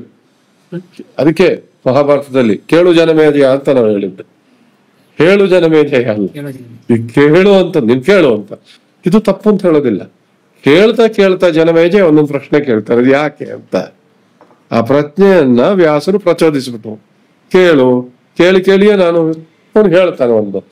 ಅದೇ ರೀತಿ ಪ್ಲಾಟ್ಫಾರ್ಮ್ ಎರಗೆನ್ಸ್ ಇದು ಕೂಡ ಇವತ್ತಿಗೂ ಕೂಡ ಅನೇಕ ಜನ ನನಗೆ ಅಂತಾರೆ, ಕಾಲ ಕೆಟ್ಟ ಹೋಗಿದೆ ಒಪ್ಪಲ್ಲ ನಾನು, ಬದಲಾಗಿದೆ. ಬದಲಾಗುವಂಥದ್ದು ಕಾಲಧರ್ಮವೇ, ಬದಲಾಗಲೇಬೇಕು. ಕಾಲ ಬದಲಾವಣೆ ಆಗದಿದ್ರೆ ಕಲಿಕಾಲ ಅನ್ನೋದಕ್ಕೂ ನಾನೇನಂತೀನಿ ಅಂದ್ರೆ ಸ್ವಾಮೀಜಿಯವರು ಕಲಿಯುವ ಕಾಲ ಅಂತೆ. ಇದು ಕಲಿಯುವ ಕಾಲ, ಇದು ಪರಾಕ್ರಮದ ಕಾಲ, ಕಲಿಯುವ ಕಾಲ ಅಂತ ಹೇಳ್ಬೋದು, ಕಲಬೆರಿಕೆಯ ಕಾಲ ಅಂತ ಹೇಳ್ಬೋದು. ಕಲಿಯುವ ಕಾಲ ಅಂದ್ರೆ ಅದೋದು ಒಳ್ಳೆ ಚರ್ಚೆಗೆ ನೀವು ನನಗೆ ಅವಕಾಶ ಕೊಡ್ತೀರಿ. ಒಳ್ಳೆ ಚರ್ಚೆ ಅಂದ್ರೆ ಅದು ಈ ಕಲಬೆರಕೆ ಆಗದಿದ್ರೆ ಒಂದು ಎಕ್ಸ್ಕ್ಲೂಸಿವ್ನೆಸ್ ಬಂದ್ಬಿಟ್ಟಿತ್ತೇನೋ, ಸಮ್ಮಿಶ್ರದ ಕಾಲ ಅಂತ ಅನ್ಕೊಂಡ್ಬೇಡ. ಎಲ್ಲ ಸಂಸ್ಕೃತಿಗಳು ಹೀಗೇನೆ, ಶಿಕ್ಷಣವೂ ಅಷ್ಟೇ. ಈಗ ನಾನು ಕೂತ್ಕೊಂಡು ವಶಿಷ್ಠರು ವಿಶ್ವಾಮಿತ್ರರ ಗುರುಕುಲವನ್ನು ಮಾಡ್ಕೊಳಕ್ ಆಗೋದೇ ಇಲ್ಲ. ಇವತ್ತಿನ ಟೆಕ್ನಾಲಜಿಕಲ್ ಸೊಸೈಟಿಯಲ್ಲಿ ಟೆಕ್ನಾಲಜಿಯನ್ನು ನಾನು ಹೇಗೆ ನನ್ನ ಅಂತರಂಗದ ಆತ್ಮವನ್ನು ಕೊಲ್ಲದ ಹಾಗೆ ನಾನು ನೋಡ್ಕೊಳ್ಬೇಕು, how it doesn't destroy me, how I should be positive ಅನ್ನೋದನ್ನ ನಾನು ನೋಡ್ಕೊಳ್ಬೇಕಾಗ್ತದೆ. ನಾನು ಅದನ್ನೇ ಹೇಳ್ತಾ ಇದ್ದೆ, ಸುಮಾರು ಅತ್ಯಂತ ತುಂಟ ಬೇರೆ ನಾನು ತುಂಟ್ರು ಅಂತೀನಿ, ಕೆಲವರು ರೌಡಿಗಳು ಅಂತ ಅಂಥ ವಿದ್ಯಾರ್ಥಿಗಳ ಜೊತೆಗೂ ಬೆರೆದಿದ್ದೆ ನಾನು ನನ್ನ ಕಾಲೇಜಿನಲ್ಲಿ. ಅವರೆಲ್ಲ ಇರುವಂತಹ ಒಂದು ಸೃಜನಶೀಲ ಒಂದು ಎನರ್ಜಿ ಇದೆಯಲ್ಲ, ಆ ಎನರ್ಜಿಯನ್ನು ಟಾಪ್ ಮಾಡಿದ ತಕ್ಷಣ ಜಾಂಬವಂತನ ಕಥೆ ಗೊತ್ತಿದೆಯಲ್ಲ ನಮ್ಗೆ. ಮೇಷ್ಟ್ರವನು ಹನುಮಂತ ಸಾಯಕ್ ಹೋಗ್ಬಿಡ್ತಾನೆ. ಯಾಕೆ ಸಾಯಕ್ ಹೋಗ್ತಾನೆ ಅಂದ್ರೆ, ಹನುಮಂತ ನಾನು ಸತ್ತೋಗ್ಬಿಡ್ತೀನಿ, ಯಾಕೆ ಸಾಯ್ತೀಯಪ್ಪ ಅಂದ್ರೆ, ನಾನು ಸೀತೆಯನ್ನು ಹುಡ್ಕದಿದ್ರೆ ಸುಗ್ರೀವನ ನಾನು ಕೊಂದು ಹಾಕಿಬಿಡ್ತಾನೆ ಅಂತ. ಆ ಸೀತೆಯನ್ನು ಹುಡ್ಕದಿದ್ರೆ ಸುಗ್ರೀವ ಕೊಲ್ತಾನೆ, ಈಗ ನಾನು ಸಾಯ್ತೀನಿ. ಅದು ಎಲ್ಲ ವಿದ್ಯಾರ್ಥಿಗಳಿಗೂ ಇದೇ ಇರೋದೀಗ. ಪರೀಕ್ಷೆಗೆ ಹೋಗ್ಬೇಕಾ ಬೇಡವಾ, ಪರೀಕ್ಷೆ ಹೋದ್ರೆ ಭಯ, ಹೋಗದಿದ್ರೆ ಭಯ. ಈ ಆತಂಕದಲ್ಲಿ ಜಾಂಬವಂತ ಬಂದು ಬೆಂತಾನೆ, ನೋಡಪ್ಪ ನೀನೊಬ್ಬನೇ ಸಮುದ್ರ ಹಾರಕ್ಕೆ ಸಾಧ್ಯ ಇದೆ, ಮತ್ತೆ ಯಾರಿಗೂ ಸಾಧ್ಯ ಇಲ್ಲ, ನಿನ್ ಶಕ್ತಿ ಜ್ಞಾಪಿಸುವಂತ. ಆ ಎನರ್ಜಿಯನ್ನು ಟ್ಯಾಪ್ ಮಾಡೋದು ಗುರುವಿನ ಕರ್ತವ್ಯ. ಇದೆ ಎನರ್ಜಿಗೆ ಒಂದು ಸಣ್ಣ ಹೊಡಿ, ಎಸ್ ಯು ಕ್ಯಾನ್ ಅಂತ ಅನ್ನುವಂಥದ್ದು. ನೀನು ಮಾಡಬಹುದಯ್ಯ ಅನ್ನುವಂಥದ್ದು ಇದೆಯಲ್ಲ, ನೀನು ಮಾಡಬಹುದಮ್ಮ ಅಂತ ಹೇಳೋದಿದೆಯಲ್ಲ, ಅಯ್ಯ ಅಂತ ಹೇಳಿದ್ರೆ ಮೇಲ್ಶೋನಿಸಮ್ ಹೋಗ್ಬಿಡ್ತದೆ, ಅಮ್ಮ ಅಂತ ಹೇಳೋದಿದೆಯಲ್ಲ, ಅದು ಗುರುವಿನ ಕರ್ತವ್ಯ. ಇವತ್ತಿಗೂ ಕೂಡ ನಾನು ಅನ್ಕೊಂಡಿದ್ದೇನೆ, ನಮ್ಮ ಎಲ್ಲ ಸ್ಟ್ರಕ್ಚರ್ಗಳು ಹೊರಗಡೆ ಬದಲಾವಣೆ ಆದರೂ, ಅದೇ ನಾನು ಮೊದಲಿನ ಪ್ರಸ್ತಾಪ ಇಟ್ಟದ್ದು, ಒಳಗಡೆ ಅಧ್ಯಾಪಕರಿಂದ ವಿದ್ಯಾರ್ಥಿಗಳು ಪ್ರಭಾವಿತರಾಗ್ತಾರೆ, ಅವರ ಬಾಂಡಿಂಗು ಚೆನ್ನಾಗೇ ಇದೆ. ಅವ್ರ ಬಾಂಡಿಂಗ್ ಇನ್ನೂ ಚೆನ್ನಾಗಿದೆ ಅಂತಂದ್ರು, ಮತ್ತೆ ಗುರು ಟ್ಯಾಪ್ ಮಾಡ್ತಾನೆ ಎನರ್ಜಿನ. ಇವತ್ತಿನ ಗುರುಗಳು ಹಾಗೆ ಮಾಡ್ತಾ ಇದ್ದಾರೆ ಅನ್ಸುತ್ತಾ? ಎಲ್ಲೆಲ್ಲಿ ಟ್ಯಾಪ್ ಮಾಡ್ಬೇಕು ಮಾಡ್ತಾರೆ. ಮುಖ್ಯವಾಗಿ ಪ್ರೊಫೆಸರ್ ಹೇಳ್ದಂಗೆ ಬದಲಾವಣೆಗಳಲ್ಲಿ ಎರಡು ಪ್ರಕಾರಗಳು, ಒಂದು ಆಂತರಿಕ ಬದಲಾವಣೆ, ಒಂದು ಬಾಹ್ಯ ಬದಲಾವಣೆ. ಇಲ್ಲಿ ಕಾಣುವುದು ಯಾವುದು? ಬಾಹ್ಯ ಬದಲಾವಣೆ ಮಾತ್ರ. ಆಂತರಿಕ ಬದಲಾವಣೆ ಅಥವಾ ಆಂತರಂಗಿಕ ಬದಲಾವಣೆ ಕಾಣೋದಕ್ಕೆ ಒಂದು ಸ್ಪೆಷಲ್ ಕಣ್ ಬೇಕದು, ಆ ಮೈಕ್ರೋ ಕಣ್ ಬೇಕಾದ್ರೆ. ಸೊ ಬದಲಾವಣೆ, ಈಗ ಋತು ಬದಲಾವಣೆ ನಮಗೆ ಕಾಣಿಸ್ತದೆ. ಬೇಸಿಗೆಯಲ್ಲಿ ಅದು ನಮ್ಮ ಅನುಭವಕ್ಕೆ ಬರ್ತದೆ, ಬೇಸಿಗೆ ಅಂತೀವಿ. ಮಳೆಗಾಲದಲ್ಲಿ ಮಳೆ ಬರ್ತಾ ಇರ್ತದೆ, ಮಳೆ ಅಂತೀವಿ. ಆ ಋತು ಬದಲಾವಣೆ ನಮಗೆ ಕಾಣಿಸ್ತದೆ. ಬಾಹ್ಯ ಬದಲಾವಣೆ ಕಾಣಿಸ್ತದೆ. ಆಂತರಿಕ ಬದಲಾವಣೆ ಅದು ಅನುಭೂತಿಗೆ ವಸ್ತುವಾಗ್ತದೆ. ಬಾಹ್ಯ ಬದಲಾವಣೆ ಅನುಭವಕ್ಕೆ ವಸ್ತುವಾಗ್ತದೆ, ಆಂತರಿಕ ಬದಲಾವಣೆ ಅನುಭೂತಿಗೆ ವಸ್ತುವಾಗ್ತದೆ. ಅದಕ್ಕೆ ನಾವು ಅದನ್ನು ಅನುಭವ ಅಂತ ಕರಿತೀವಿ. ಸೊ ಆ ನಿಟ್ಟಿನಲ್ಲಿ ಬದಲಾವಣೆ ಅಂತೂ ಆಗ್ತಾ ಇದೆ. ಅದು ಬದಲಾವಣೆ ಆಗ್ಲೇಬೇಕು. ಜಗತ್ತು ಬದುಕಬೇಕು ಅಂದ್ರೆ ಬದಲಾವಣೆ ಇಸ್ ಮಸ್ಟ್. ನೀವು ಬದಲಾವಣೆ ಆಗದೆ ನಿಂತ್ಕೋ ಅಂದ್ರೆ ಜಗತ್ತು ಅವತ್ತಿಗೆ ಕೊಲ್ಯಾಪ್ಸ್ ಆಯ್ತು ಅಂತ ಅರ್ಥ. ನೀನ್ ಬದಲಾಗಬೇಡ, ನೀ ಮಗುವಿಗೆ ನೀ ಬೆಳಿಬೇಡ ಅಂತಂದ್ರೆ ಮುಗಿದೋಯ್ತು ಕಥೆ. ಅವನ ಬದುಕಿಗೆ ಏನರ್ಥ ಇದೆ? Is there any meaning to his life, ಈ ಸರ್ವೈವಲ್? ಏನ್ ಪ್ರಶ್ನೆ ಇದೆ? ಬೆಳಿಬೇಕು, ಬದುಕಬೇಕು, ಬದಲಾವಣೆ ಆಗಲೇಬೇಕು. ಬದಲಾವಣೆಯನ್ನು ನಾವು ಸ್ವಾಗತಾರ್ಹ, ಅದನ್ನು ಸ್ವಾಗತಿಸಲೇಬೇಕು. ಆಮೇಲೆ ಶಿಕ್ಷಣ ಪದ್ಧತಿನಲ್ಲಿ ನಾವು ಇವಾಗ ವೃತ್ತಿ ಮೂಲ ಶಿಕ್ಷಣ ಮತ್ತು ಪ್ರವೃತ್ತಿ ಮೂಲ ಶಿಕ್ಷಣ ಅಂತ ಎರಡು ಪ್ರಕಾರ ಮಾಡ್ತೀವಿ ನಾವು. ಮೊದಲು ಆ ಕಾಲಘಟ್ಟದಲ್ಲಿ ಪ್ರವೃತ್ತಿ ಮೂಲ ಶಿಕ್ಷಣಕ್ಕೆ ಪ್ರಾಧಾನ್ಯ ಇತ್ತು, ಈಗ ವೃತ್ತಿ ಮೂಲ ಶಿಕ್ಷಣಕ್ಕೆ ಪ್ರಾಧಾನ್ಯ ಇದೆ. ಇವಾಗ ಸಂಗೀತ ಆಗಿರ್ಬೋದು, ಜ್ಯೋತಿಷ್ಯ ಆಗಿರ್ಬೋದು, ಅವ್ರದ್ದು ಏನು ಒಳಗೆ ಇನ್ನೇನಿತ್ತು ಅದಕ್ಕೆ ಡೆಡಿಕೇಟ್ ಆಗ್ತಾ ಇದ್ರು ಅವರು. ನಮ್ಮಂಗೆ ಚೌಚೌ ಎಲ್ಲನೂ ಕಲಿತಾ ಇರ್ಲಿಲ್ಲ ಅವರು. ಅದೊಂದಿಷ್ಟು ಇದೊಂದಿಷ್ಟು ನಗರ್ಕನ ಘಾಟಕ, ಇವಾಗ ಎಲ್ಲನೂ ಗೊತ್ತು ಆದ್ರೆ ಏನೂ ಗೊತ್ತಿಲ್ಲ. ಅದೇನು ಹೇಳ್ತಾರೆ ಒಂದು ಗಾದೆ ಮಾತು, ಎಲ್ಲನೂ ಗೊತ್ತು ಏನೂ ಗೊತ್ತಿಲ್ಲ ಅಂತ. ಹಾಗೆ ನಮಗೆ ಅವಾಗೇನು, ಈಗ ಸಂಗೀತ ಅಂದ್ರೆ ಸಂಗೀತಕ್ಕೆ ಅವರು ಡೆಡಿಕೇಟೆಡ್. ಸಂಗೀತ ಬಿಟ್ಟು ಅವ್ರು ಮತ್ತೆ ಯಾವ್ದಾದ್ರು ಗೊತ್ತಿರ್ತಿರ್ಲಿಲ್ಲ ಅವರಿಗೆ. ಈಗ ವೇದದೊಳಗೂ ನಮ್ಮಲ್ಲಿ ಹಿಂದೆ ನೀವು ಹೋದ್ರೆ ದ್ವಿವೇದಿಗಳು, ತ್ರಿವೇದಿಗಳು, ಚತುರ್ವೇದಿಗಳು ಅಂತಿದ್ದಾರೆ. ಒಂದು ವೇದದಲ್ಲಿ ಮಾಸ್ಟರ್, ದ್ವಿವೇದಿ ಅಂದ್ರೆ ಎರಡೇ ವೇದದಲ್ಲಿ ಮಾಸ್ಟರ್ ಅವನಿಗೆ ಮತ್ತೆ ಗೊತ್ತಿಲ್ಲ. ತ್ರಿವೇದಿ ಅಂದ್ರೆ 3ರಲ್ಲೇ, 4 ಅಂದ್ರೆ 4 ವೇದದಲ್ಲೇ. ಮುಂದೆ ಅವ್ರಿಗೆ ಮತ್ತೆ ನೀವು ಜ್ಯೋತಿಷ್ಯ, ರಾಮಾಯಣ, ಮಹಾಭಾರತ, ಚೌಚೌ ಶಿಕ್ಷಣ ಇರಲಿಲ್ಲ ಅವಾಗ. ಅವನೇನು ಆಗ್ಲೇ ಹೇಳಿದ್ರಲ್ಲ ಪ್ರೊಫೆಸರ್ ಹೇಳಿದಾಗ, ಅವ್ನಿಗೆ ಏನು ಕಲಿಬೇಕು ಅಂತ ಅನಿಸ್ತದೆ ಅದನ್ನು ಕಲಿತಾ ಇದ್ದಾನೆ. ಸೊ ಹೀಗಾಗಿ ಅಲ್ಲಿ ಕ್ರೀಮ್ ಬರ್ತಾ ಇತ್ತು, ನಮ್ಗೆ ಕ್ರೀಮ್ ಸಿಗ್ತಾ ಇತ್ತು. ಈಗ ನಮಗಿಲ್ಲ. ನಾವು ಹೇರ್ತೀವಿ ಮಕ್ಕಳ ಮೇಲೆ, ತಂದೆ ತಾಯಿ ಹೇರ್ತೀವಿ, ಪೇರೆಂಟ್ಸ್ ಹೇರ್ತೀವಿ, ಇಲ್ಲ ನೀನು ಇದನ್ನೇ ಓದ್ಬೇಕು. ಅವನ ವೈಯಕ್ತಿಕ ಹವ್ಯಾಸ ಅಥವಾ ಅವನ ವೈಯಕ್ತಿಕ ಅಭಿರುಚಿಗಳು ನಮಗೆ ಗೌಣವಾಗ್ತದೆ. ಹೀಗಾಗೋದ್ರಿಂದ ಶಿಕ್ಷಣ ಅನ್ನೋ ಹೇರಿಕೆ ಆಗಿದೆ. ಹೀಗಾಗಿ ಒಲ್ಲದ ಮನಸ್ಸಿನಿಂದ ತನಗೆ ಬೇಕಾಗದೇ ಇರೋದನ್ನು ಸ್ವೀಕರಿಸಬೇಕಾಗಿದೆ. ಹೀಗಾಗಿ ಡೆಡಿಕೇಶನ್ ಇಲ್ಲ. ಆಮೇಲೆ ಯಾವಾಗ ತನಗೆ ಬೇಕಾಗಿರದೇ ಇರೋದನ್ನ ಕಲಿಲಿಕ್ಕೆ ಹೋಗ್ತಾನೆ, ಅದನ್ನ ಕಲಿಸ್ತಾರೆ, ಅವ್ರ ಬಗ್ಗೆ ಆಸಕ್ತಿ ಬರೋದಿಲ್ಲ, ಆ ಗುರುಭಕ್ತಿ ಉಳಿಯೋದಿಲ್ಲ ನಮಗೆ. ಯಾವಾಗ ಅವನಿಗೆ ಬೇಕಾದಂತ ಶಿಕ್ಷಣ ಗುರು ಕೊಡ್ತಾರೆ, ಆವಾಗ ಅವ್ನು ನ ಗುರೋರಧಿಕಂ ನ ಗುರೋರಧಿಕಂ ನ ಗುರೋರಧಿಕಂ ಅಂತ ಹೇಳ್ತಾರೆ. ಸೊ ಆ ಮೆಂಟಾಲಿಟಿ ಡೆವಲಪ್ ಆಗ್ಬೇಕು. ಆಮೇಲೆ ಗುರು ಶಿಷ್ಯರಲ್ಲಿರ್ತಕ್ಕಂಥ ಇನ್ನೊಂದು ಹೇಗೆ ಅಂದ್ರೆ, ಇವತ್ತಿನ ಕಾಲಘಟ್ಟದಲ್ಲಿ ಹಾಗಿಲ್ಲ. ನಾವು ಒಪ್ಕೋಬೇಕಾಗ್ತದೆ, ಪ್ರಾಮಾಣಿಕವಾಗಿ ಒಪ್ಕೋಬೇಕಾಗ್ತದೆ. ಹಿಂದಿನ ಕಾಲಘಟ್ಟದಲ್ಲಿ ಗುರು ಶಿಷ್ಯರು ಪರಸ್ಪರ ಸ್ಪರ್ಧೆಗೊಳಗಾಗ್ತಾ ಇರಲಿಲ್ಲ. ಶಿಷ್ಯ ಬಹಳ ಮಹಾನುಭಾವ ಇದ್ದ, ಬೆಳೀತಾ ಇದ್ದ ಅಂತಂದ್ರೆ ಗುರು ಒಪ್ಕೊಳ್ತಾ ಇದ್ದ, ಶಿಷ್ಯಾದಿಚ್ಛೇದ್ ಪರಾಜಯಂ ಅಂತೇಳಿ.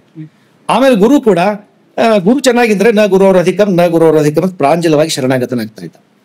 ಒಂದೊಂದ್ಸಲ ಶಿಷ್ಯನ ಸುಪೀರಿಯರಿಟಿಯನ್ನು ಒಪ್ಕೊಳ್ಳಿಕ್ಕೆ ಒಂದು ಉದಾಹರಣೆ ಹೇಳ್ತೇನೆ ನಿಮಗೆ ನಾನು. ರಾಮಾನುಜಾಚಾರ್ಯರು ಅವರು ಗುರುಗಳಿಂದ ಮಂತ್ರ ದೀಕ್ಷೆ ತಗೋಬೇಕು ಅಂತಾರೆ. ಆ ಸಂದರ್ಭದಲ್ಲಿ ಗುರುಗಳು ಸುಮಾರು ಸತಾಯಿಸ್ತಾರೆ. ಅವರು ಗಟ್ಟಿತನ ನೋಡ್ಬೇಕು ಶಿಷ್ಯನ. ಅದಕ್ಕೆ ನಮ್ಮಲ್ಲಿ ನಿತ್ಯ ವಿವೇಕ ಬರ್ತದೆ, 4 ಇದೆ ಕ್ರಮ. ಶಿಷ್ಯನನ್ನ ಆಯ್ಕೆ ಮಾಡ್ಕೋಬೇಕಾದಾಗ ಅವನ್ 4 ಇರ್ಬೇಕು, ಮಸ್ಟ್. ಅವ ಇದ್ರೆ ಶಿಷ್ಯ ಅಂತ ಆಯ್ಕೆ ಮಾಡ್ಕೊಳ್ತಾರೆ, ಇದ್ಲಿದ್ರೆ ಆಯ್ಕೆ ಮಾಡ್ಕೊಳ್ಳೋದಿಲ್ಲ. ಸೊ ಹಾಗೆ ರಾಮಾನುಜಾಚಾರ್ಯರು ತುಂಬಾ ಪರೀಕ್ಷೆ ಮಾಡ್ತಾರೆ.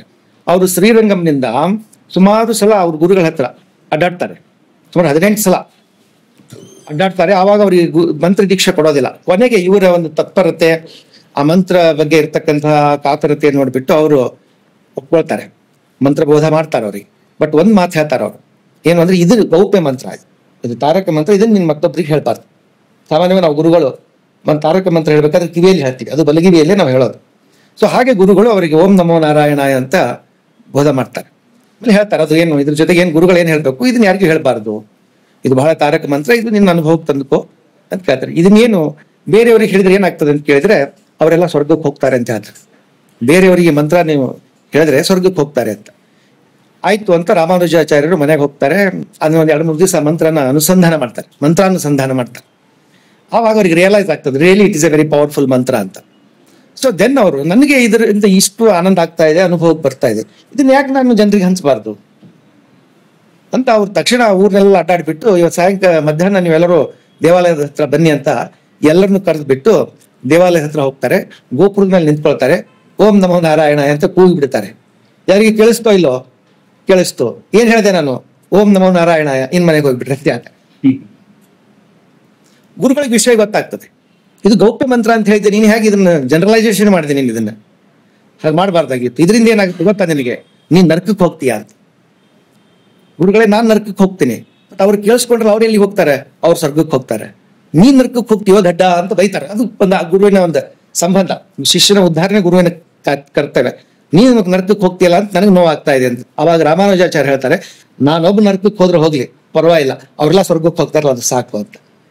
ಆವಾಗ ಈ ಶಿಷ್ಯನ ಈ ಒಂದು ಎತ್ತರದ ಮನೋಭಾವ ಏನಿದೆ, ಇದಕ್ಕೆ ಗುರುಗಳೇ ಶರಣಾಗತರಾಗಿ ಅವಾಗ ಅವ್ರು ಹೇಳ್ತಾರೆ, ನೀನು ನನ್ಗಿಂತ ದೊಡ್ಡವನಪ್ಪ, ಮಹಾನುಭಾವ ಅಂತ ಒಪ್ಕೊಳ್ತಾರೆ. ಅದ್ರ ರಿಲೇಷನ್ ಈ ರೀತಿ ಇತ್ತು. ಸಂಬಂಧ ಹಾಗಿತ್ತು. ಮಾತ್ಸರ್ಯ ಅನ್ನೋದಕ್ಕೆ ಅಲ್ಲಿ ಅವಕಾಶನೇ ಇರಲಿಲ್ಲ. ಬಟ್ ಇವತ್ತು ಹಾಗಾಗ್ತಾ ಇಲ್ಲ.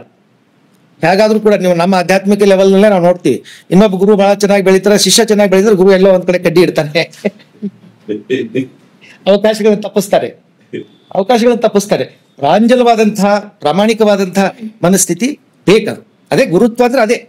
ಗುರುತ್ವ ಅಂದ್ರೆ ಏನು? ಅದೇ ನಮಗೆ ಸರಿಯಾದ ಸಮಯಕ್ಕೆ ಸರಿಯಾದ ರೀತಿಯಲ್ಲಿ ಗೈಡ್ ಮಾಡುವಂಥವನೇ ಗುರು.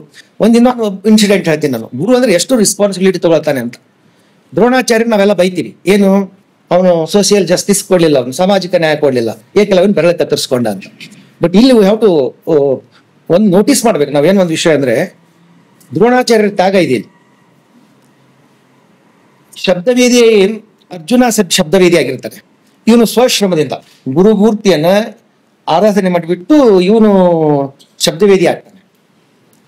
ಅರ್ಜುನಿಗೆ ಒಂದು ಮಾತು ಕೊಟ್ಟಿರ್ತಾರೆ ದ್ರೋಣಾಚಾರ್ಯರು, ನಿನಗೆ ಕೌಂಟರ್ ಇಲ್ಲಾರ್ದಂಗೆ, ನಿನಗೊಂದು ಪರ್ಯಾಯ ಇಲ್ಲದೆ ಹಾಗೆ ನಿನ್ನ ತಯಾರು ಮಾಡ್ತೀನಿ ನಾನು.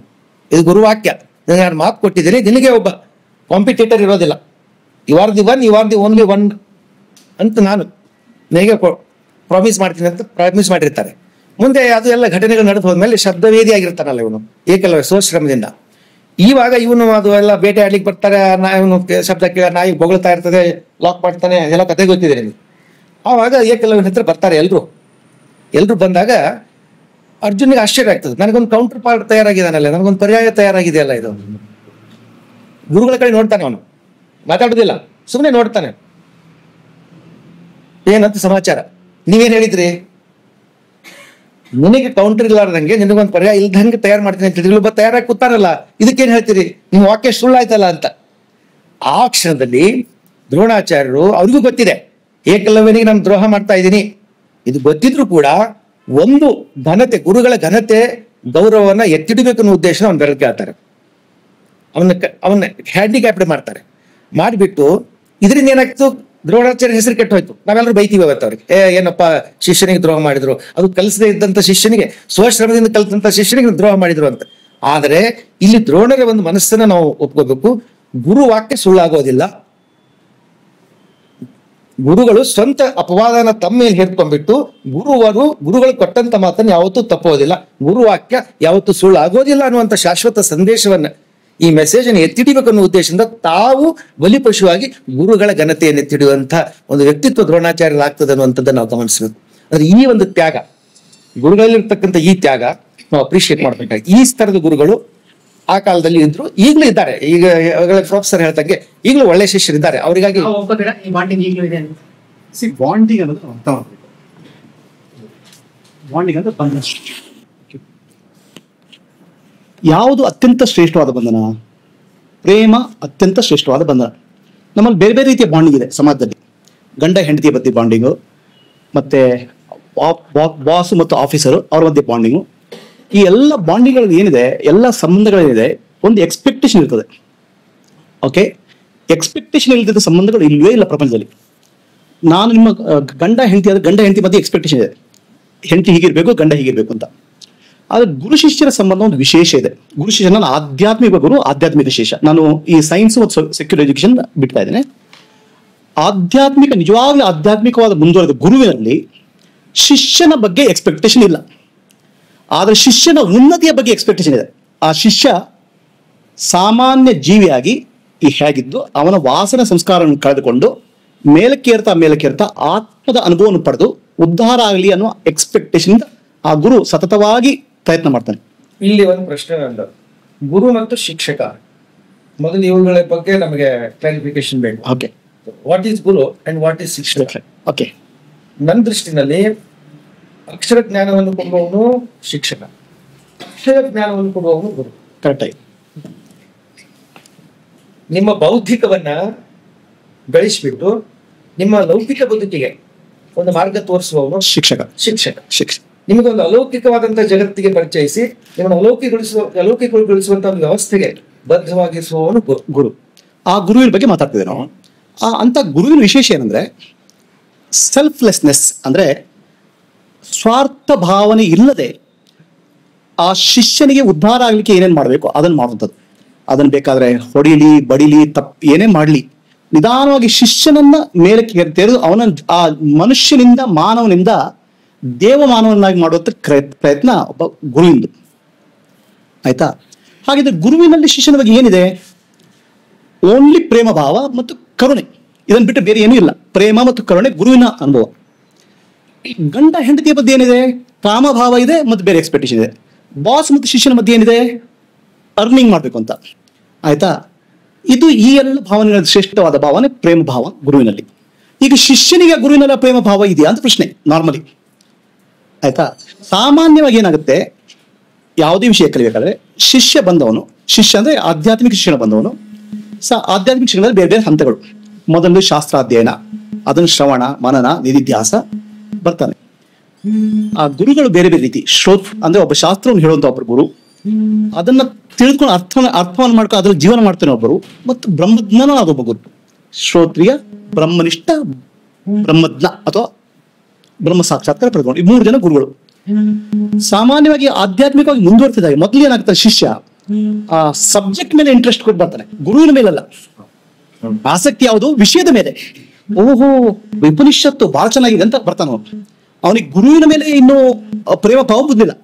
ಅಲ್ಲಿ ನಿಷ್ಠೆ ಅಥವಾ ಬಂಧ ಯಾವ್ದೊಟ್ಟಿಗೆ? ಶಿಷ್ಯನಿಗೆ ಮತ್ತು ಸಬ್ಜೆಕ್ಟಿಗೆ, ಶಿಷ್ಯನಿಗೆ ಮತ್ತು ಗುರುವಿನ ಮಧ್ಯೆ ಅಲ್ಲ. ಆಯ್ತಾ? ಅಲ್ಲಿ ಬ್ರಹ್ಮನಿಷ್ಠ ಗುರು ಬರ್ತಾನೆ. ಬ್ರಹ್ಮನಿಷ್ಠ ಅಂದ್ರೆ ಆಧ್ಯಾತ್ಮ ಸಾಕ್ಷಾತ್ಕಾರಕ್ಕಾಗಿ ನಾನು ಪ್ರಯತ್ನ ಮಾಡ್ತಿದ್ದಾನೆ. ಶಾಸ್ತ್ರ ಗೊತ್ತಿದೆ, ಅವನು ಪೂರ್ಣ ಜ್ಞಾನ ಪಡೆದಿಲ್ಲ. ಅಂಥ ಗುರುವಿನ ಜೀವನ ಹೇಗಿರ್ತದೆ ಅದನ್ನು ನೋಡಿ ಶಿಷ್ಯ ಕಲಿಸು ಮಾಡ್ತಾನೆ. ಮೊದಲದು ಶಾಸ್ತ್ರದ ಅನುಭವ, ಕಡೆಗೆ ಗುರುವಿನ ಜೀವನದಿಂದ ಕಲಿಸು ಮಾಡ್ತಾನೆ. ಕಡೆಗೆ ಅವನಿಗೆ ಪುಣ್ಯ ಇದ್ರೆ, ಅವನ ಹಣೆ ಬರ ಇದ್ರೆ, ಅವನು ಬ್ರಹ್ಮಜ್ಞಾನದ ಗುರುವಿನ ಕಂಡ್ರೆ ಆವಾಗ ಏನಾಗುತ್ತೆ, ಶಾಸ್ತ್ರ ಮತ್ತು ಜೀವನದಿಂದ ಆ ಗುರುವಿನ ಬಗ್ಗೆ ಅವನಲ್ಲಿ ಪ್ರೇಮ ಮೂಡಿ ಬರ್ತದೆ. ಪ್ರೇಮ ಇಲ್ಲದೆ ಯಾವ ಜ್ಞಾನವೂ ಇಲ್ಲ. ಜ್ಞಾನಕ್ಕೆ ಮೂಲ ಪ್ರೇಮ. ಒಂದು ಸಬ್ಜೆಕ್ಟ್ ಮೇಲೆ ಯಾವುದು ಸಂಗೀತ ಆಗಲಿ ಅಥವಾ ಸೈನ್ಸ್ ಆಗಲಿ, ಆ ಸಬ್ಜೆಕ್ಟ್ ಮೇಲೆ ಪ್ರೇಮ ಇದ್ರೆ ಆ ಸಬ್ಜೆಕ್ಟ್ ಅರ್ಥ ಆಗ್ತದೆ. ಕಷ್ಟಪಟ್ಟು ಕಲಿಬೇಕು, ಒದ್ದಾಡಿ ಕಲಿಬೇಕು ಯಾರು ಹೇಳಿದ್ರೆ ಕಲಿ ಬರಲ್ಲ. ಒಬ್ಬನ ಬ್ರಹ್ಮಜ್ಞಾನ ಅಥವಾ ಆತ್ಮಜ್ಞಾನ ಪಡೆದ ಗುರುವಿನಲ್ಲಿ ನಮಗೆ ಪ್ರೇಮ ಹುಟ್ಟಿದಾಗ ಅವನ ಬಗ್ಗೆ ಅಲ್ಲ, ಅವನ ಆತ್ಮಜ್ಞಾನದ ಸ್ಥಿತಿಯ ಬಗ್ಗೆ ಪ್ರೇಮ ಹುಟ್ಟುತ್ತದೆ. ಆವಾಗ ಏನಾಗುತ್ತೆ, ಆತ್ಮಜ್ಞಾನ ಬರ್ತದೆ. ಈ 3 ಹಂತಗಳನ್ನು ದಾಟಿ ಬರುವ ಶಿಷ್ಯರು ಬಹಳ ಕಡಿಮೆ. ಕಡೆಯ ಹಂತಕ್ಕೆ ಬರುವ ವಿವೇಕಾನಂದರವರು ಮೊದಲನೇ ಹಂತದಲ್ಲಿ ಬೇಕಾದಷ್ಟು ಜನ ಇದ್ದಾರೆ. ಸೊ ಅಂತ ಗುರು ಮತ್ತು ಶಿಷ್ಯರ ಮಧ್ಯೆ ಪ್ರೇಮ ಬಂಧ ಇರಬೇಕು. ಅದನ್ನ ಅವ್ರು ಹೇಳಿದಾಗ ಹೇರಿಸ್ಲಿಕ್ಕೆ ಆಗುದಿಲ್ಲ. ಅದು ಆ ಶಿಷ್ಯ ನಿಧಾನವಾಗಿ ಮೇಲಕ್ಕೆ ಮೇರ್ತಾ ಸಬ್ಜೆಕ್ಟ್ ಇಂದ ಜೀವನದಿಂದ ಸ್ಥಿತಿ ಇದಕ್ಕೆ ಅವನು ಪಡೆದಾಗ ಆ ಗುರುವಿನ ಮೇಲೆ ಪ್ರೇಮ ಮಾಡುತ್ತೆ. ಮುಂಚೆ ಏನ್ ಮಾಡ್ತದೆ, ಸಬ್ಜೆಕ್ಟ್ ಮೇಲೆ ಇದ್ದಾಗ ಅಲ್ಲೊಂದು ಡಿಸಿಪ್ಲಿನ್ ಇರ್ತದೆ, ಜೀವನದಲ್ಲಿ ಒಂದು ಡಿಸಿಪ್ಲಿನ್ ಇರ್ತದೆ. ನಿಧಾನವಾಗಿ ಅವನಿಗೆ ಅರ್ಥ ಆಗುತ್ತೆ. ಗುರು ಅನ್ನೋನು ಪುಸ್ತಕದ ವಿಷಯ ಹೇಳ್ತಾ ಇಲ್ಲ, ಗುರುವೇ ಒಂದು ಪುಸ್ತಕ ಅಂತ. ಗುರುವಿನ ಜೀವನೇ ಒಂದು ಪುಸ್ತಕ. ಆಯ್ತಾ? ಗುರು ಹೇಳ್ತಾ ಇರೋದು, ನಡೀತಾ ಇರೋದು ಜೀತಿಯೇ ಒಂದು ಪುಸ್ತಕ. ಆ ಸ್ಥಿತಿ ಬರುವಾಗ ಅದು ಪ್ರೇಮ. ಅಲ್ಲಿ ಗುರು ಮತ್ತು ಶಿಷ್ಯ ಬೇರೆ ಅನ್ನೋ ಭಾವನ ಕಳ್ಕೊಂಡು ಹೋಗ್ಬಿಡ್ತದೆ. ದ್ವೈತ ಭಾವ ಹೋಗ್ಬಿಡುತ್ತೆ, ಅದ್ವೈತ ಭಾವ ಬರುತ್ತೆ. ಗುರು ಮತ್ತು ಶಿಷ್ಯ ಏಕತ್ವ ಭಾವ ಬರ್ತದೆ. ಆ ಭಾವ ಬರ್ಬೇಕಾದ್ರೆ ಆಧ್ಯಾತ್ಮಿಕವಾಗಿ ಮುಂದುವರಿಬೇಕು. ಸೊ ಬೇರೆ ಬೇರೆ ಹಂತದಲ್ಲಿ ಬೇರೆಯವರು ಇದ್ದಾರೆ. ನಾವು ಎಲ್ಲರಿಗೂ ಜನರಲೈಸ್ ಮಾಡಕ್ಕೆ ಹೇಳಕ್ಕಾಗಲ್ಲ. ಆ ಕಡೆ ಹಂತ ಮುಟ್ಟೋರು ಬಹಳ ಕಡಿಮೆ. ಬೇರೆ ಬೇರೆ ಹಂತದಲ್ಲಿ ಬೇರೆ ಬೇರೆ ಇದ್ದಾರೆ. ಒಂದು ಉದಾಹರಣೆ ಈ ವಿಚಾರಕ್ಕೆ ಸುಮಾರು ವರ್ಷದಿಂದ ಧಾರವಾಡ SD ಇಂಜಿನಿಯರಿಂಗ್ ಕಾಲೇಜಲ್ಲಿ ಸ್ಪಿಕ್ ಮ್ಯಾಕ್ ಬಂತು. ಕಾಂಪಿಟೇಷನ್ ತುಂಬಾ ನಡೀತಾ ಇತ್ತು. ಪಂಡಿತ್ ರಾಜನ್ ಮಿಶ್ರಾ ಅವ್ರದ್ದು ಗಾಯನ.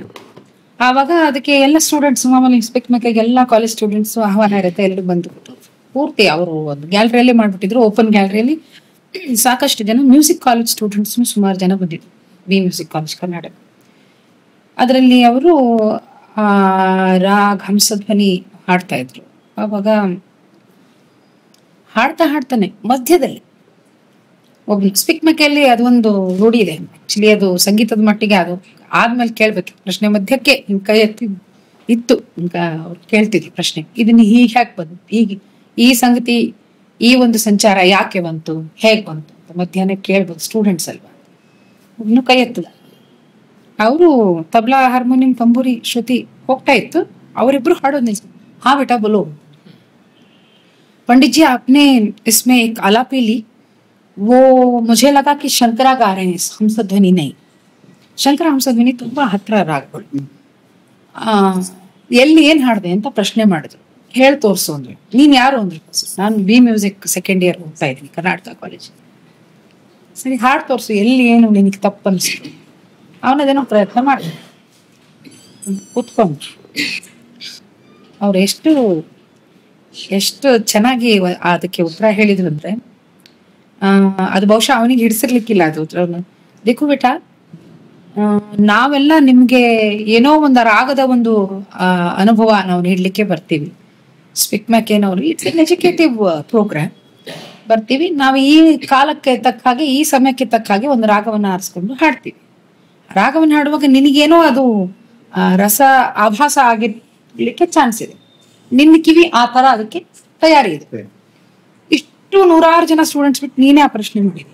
ಆದ್ರೆ ನನ್ನ ಉತ್ತರ ಇಷ್ಟೇ, ನಮಗೆ ಇದನ್ನ ಕಲಿಸಿದಂತ ಗುರುಗಳು ಬಹಳ ದೊಡ್ಡವರು. ನಮ್ಮ ಶಕ್ತಿ, ನಮ್ಮ ಪರಿಮಿತಿ, ನಮ್ಮ ಊಹೆಗೆ ತುಂಬಾ ಎತ್ತರದಲ್ಲಿದ್ದಾರೆ. We can't reach our gurus. हमारे गुरु जो हैं वो बहुत गुणी लोग हैं. उन्होंने जो भी शिक्षा दी है हमने आपके सामने बयान किया है. ये इसका अता पता क्यों, क्या, कैसे आया, हमको कुछ नहीं मालूम है. इसलिए हम आपको कोई जवाब नहीं दे सकते. ये जो है गुरु की शिक्षा है. ನಾವು ವಾಪಸ್ ಗುರುನ ನಿಂತರ ಪ್ರಶ್ನೆ ಮಾಡಲಿಲ್ಲ. ಹಾಗಾಗಿ ಗುರುವಿಗೆ ವಾಪಸ್ ನಾವು ಪ್ರಶ್ನೆ ಮಾಡಬಾರದು ಅಂತ ಒಂದು ಮಾತು ಇದೆ. ಯಾಕೆ ಹೇಗೆ ಮಾಡಿದ್ರಿ ಅಂತ. ಸ್ಪೆಷಲಿ ಗುರು ಆ ಸ್ಥಾನದಲ್ಲಿ ಅಲ್ಲಿ ಕುತ್ಕೊಂಡು ಅವರು ನಮಗೆ ವಿದ್ಯೆಯನ್ನ ಹೇಳ್ಕೊಡುವಾಗ, ಹಾಗೆ ಹೊರಗಡೆ ಪ್ರಪಂಚಕ್ಕೆ, ಲೌಕಿಕ ಪ್ರಪಂಚಕ್ಕೆ ಅವರ ಆ ಜಾಗದಿಂದ ಎದ್ದು ಬಂದಾಗ ಬೇಕಾದಷ್ಟು ನಿಮ್ ತರಾನೇ ಮಾತಾಡ್ತಾರೆ. ಬಟ್ ಆ ಜಗಲಿಯ ಮೇಲೆ ಅವ್ರು ಕುತ್ಕೊಂಡಾಗ ಅವರ ಒಂದು ಥಿಂಕಿಂಗ್, ಅವರ ಮುಖಭಾವ, ಮುಖಚರ್ಯ, ಆ ವೈಬ್ರೇಷನ್ಸ್ ಬೇರೆನೇ ಇದೆ. ಆ ಟೈಮ್ಗೆ ನಾವು ಪ್ರಶ್ನೆ ಮಾಡಿ, ಇದಕ್ಕೂ ಮತ್ತೊಂದು ಕಾಂಟ್ರವರ್ಷಿಯಲ್ ಪ್ರಶ್ನೆ ಇದೆ. ಹಾಗಾದ್ರೆ ಇನ್ಕ್ವಿಸಿಟಿವ್ನೆಸ್ ಇದು ಯಾಕೆ ಹೇಗೆ ಬಂತು ಅಂತ ಪ್ರಶ್ನೆ ಮಾಡಲೇಬಾರದು. ಮಾಡದೇ ಇದ್ರೆ ನಮ್ಗೆ ಉತ್ತರ ಸಿಗೋದು ಹೇಗೆ? ಅದು ನನ್ನ ಅನುಭವದಲ್ಲಿ ಏನಾಗಿದೆ ಅಂದ್ರೆ, ಪ್ರಶ್ನೆ ನಾನು ನಮ್ಮ ಗುರುಗಳಿಗೆ ಯಾವತ್ತು ಯಾಕೆ ಹಿಂಗೆ ಹಾಡಿದ್ವಿ ಅಂತ ಯಾವತ್ತೂ ಮಾಡಲಿಲ್ಲ. ಆದ್ರೆ over the years it is taken time, ಉತ್ತರ ನನಗೆ ಸಿಕ್ಕಿತ್ತು. ಇದಕ್ಕೆ ಎಕ್ಸ್ಪ್ಲನೇಷನ್ ಬಹುಶಃ ದೊಡ್ಡವರಾದ ನೀವೇ ಯಾಕೆ ಏನು ಅಂತ ಹೇಳ್ಬೇಕಷ್ಟೇ.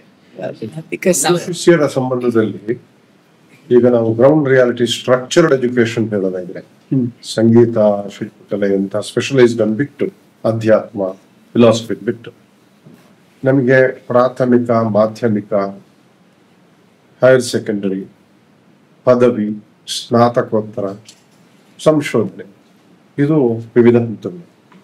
ಇಲ್ಲಿ ಹಂತಗಳಿಗೆ, ಸ್ಟ್ರಕ್ಚರ್ಗೆ ಸರಿಯಾಗಿ ಗುರು ಶಿಷ್ಯ ಸಂಬಂಧಗಳು ಆವಿಷ್ಕಾರಗೊಳ್ತವೆ, ಬದಲಾವಣೆ ಅಂತ ಹೇಳ್ತವೆ. It gets evolved.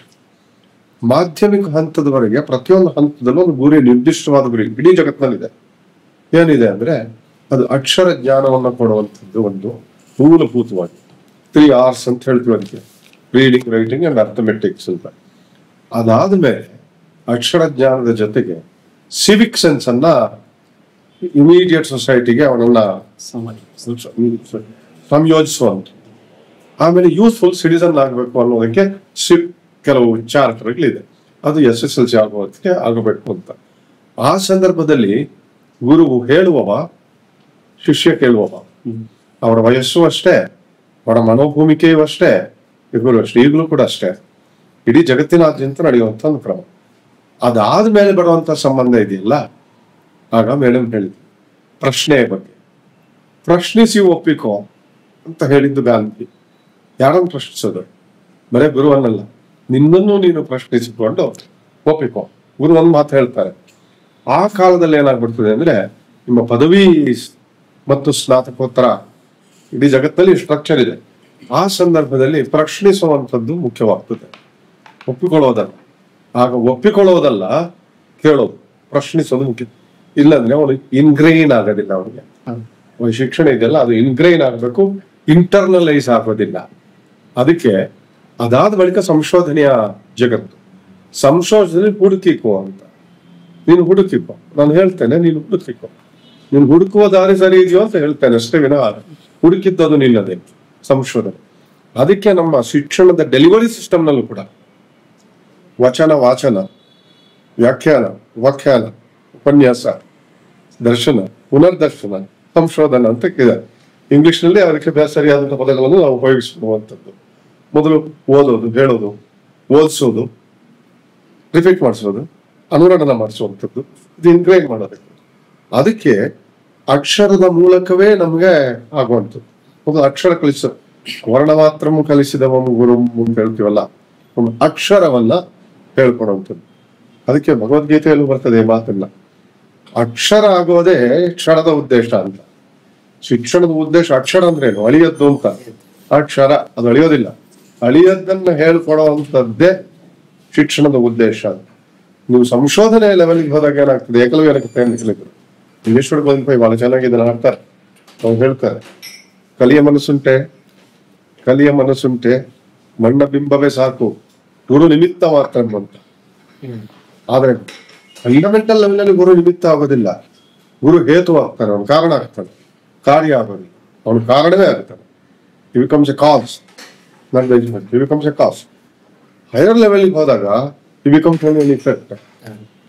ಆಗ ಗುರು ನಿಮಿತ್ತ ಮಾತ್ರ, ಕಲಿಯ ಮನಸ್ಸುಂಟೆ ಮಣ್ಣ ಬಿಂಬವೇ ಸಾಕು.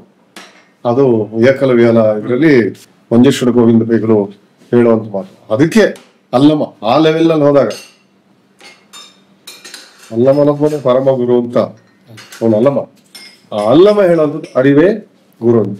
ಬೇಂದ್ರೆ ಇದನ್ನ ಮಾತು ಹೇಳ್ತಾರೆ. ನಮ್ಮೆಲ್ಲ ಈ ಶಿಕ್ಷಣದ ಮೂಲ ಉದ್ದೇಶ ಏನಿದೆ ಗೊತ್ತಾ ನಿಮ್ಗೆ?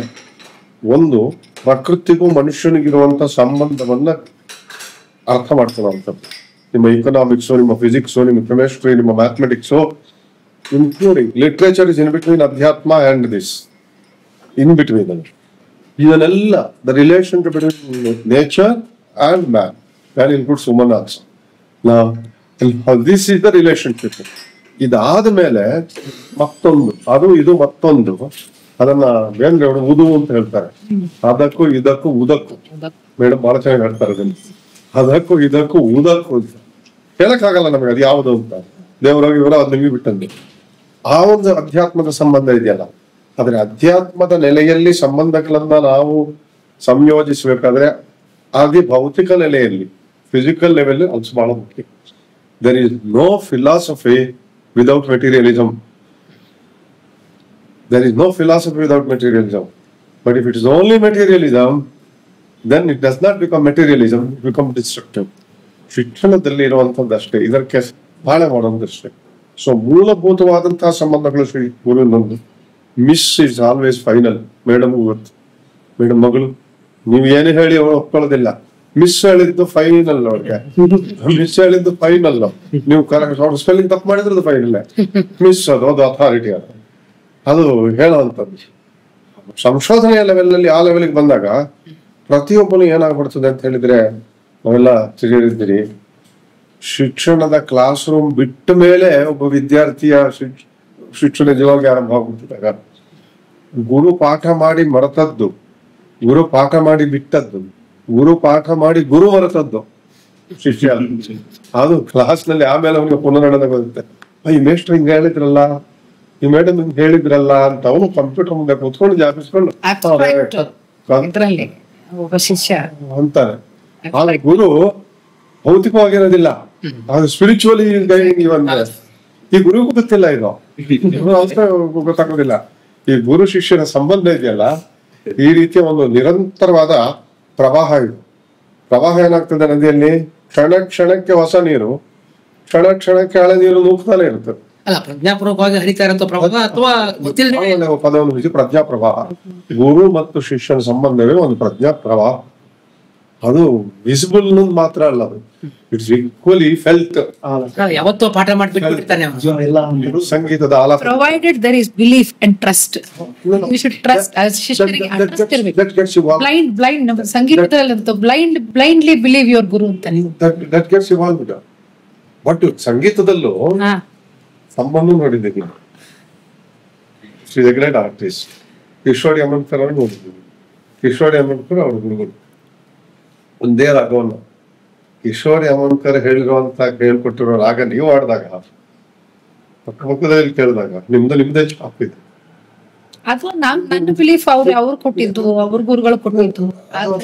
ಅದು ಸೌಮ್ಯತೆ, ದೈನ್ಯತೆ, ದಟ್ ಇಸ್ ಬಿಲೀಫ್ ಸರ್. ಯಾಕೆ ಹೇಳಿದೆ ನಿಮಗೆ ಅರಿವಿಲ್ಲದೆ ಒಬ್ಬ ಕೇಳಿದವರಿಗೆ ಸ್ಪಷ್ಟವಾಗಿ ಅದು ರಿಪಿಟೇಟಿವ್ ಆಗಿರೋದಿಲ್ಲ. ಅದು ಸಂಗೀತ ಕಟ್ಟಿಯವರ ಸಂಗೀತವೇ ಬೇರೆ, ಅವ್ರದ್ದೇ ಸಂಗೀತವೇ ಬೇರೆ. ಒಂದು ಕಾಲಮಾನದಲ್ಲಿ ಒಂದೊಂದು ಸಲ ಇದ್ಕೊಳ್ಬಹುದು. ಬೇರೆನೆ ಹಾಡ್ತಾರಲ್ಲ, ಹೇಳ್ಕೊಟ್ಟಿದ್ದಾರೆ ಗುರುಗಳು ಹೇಳ್ಕೊಟ್ಟಿದ್ದಾರೆ, ಗುರುಗಳು ದಾರಿ ಹೇಳಿದ್ದಾರೆ. ಆ ದಾರಿಯಲ್ಲಿ ಆ ಸ್ಟ್ರೈಟ್ ಜಾಕೆಟ್ ಅಲ್ಲ ಅದು.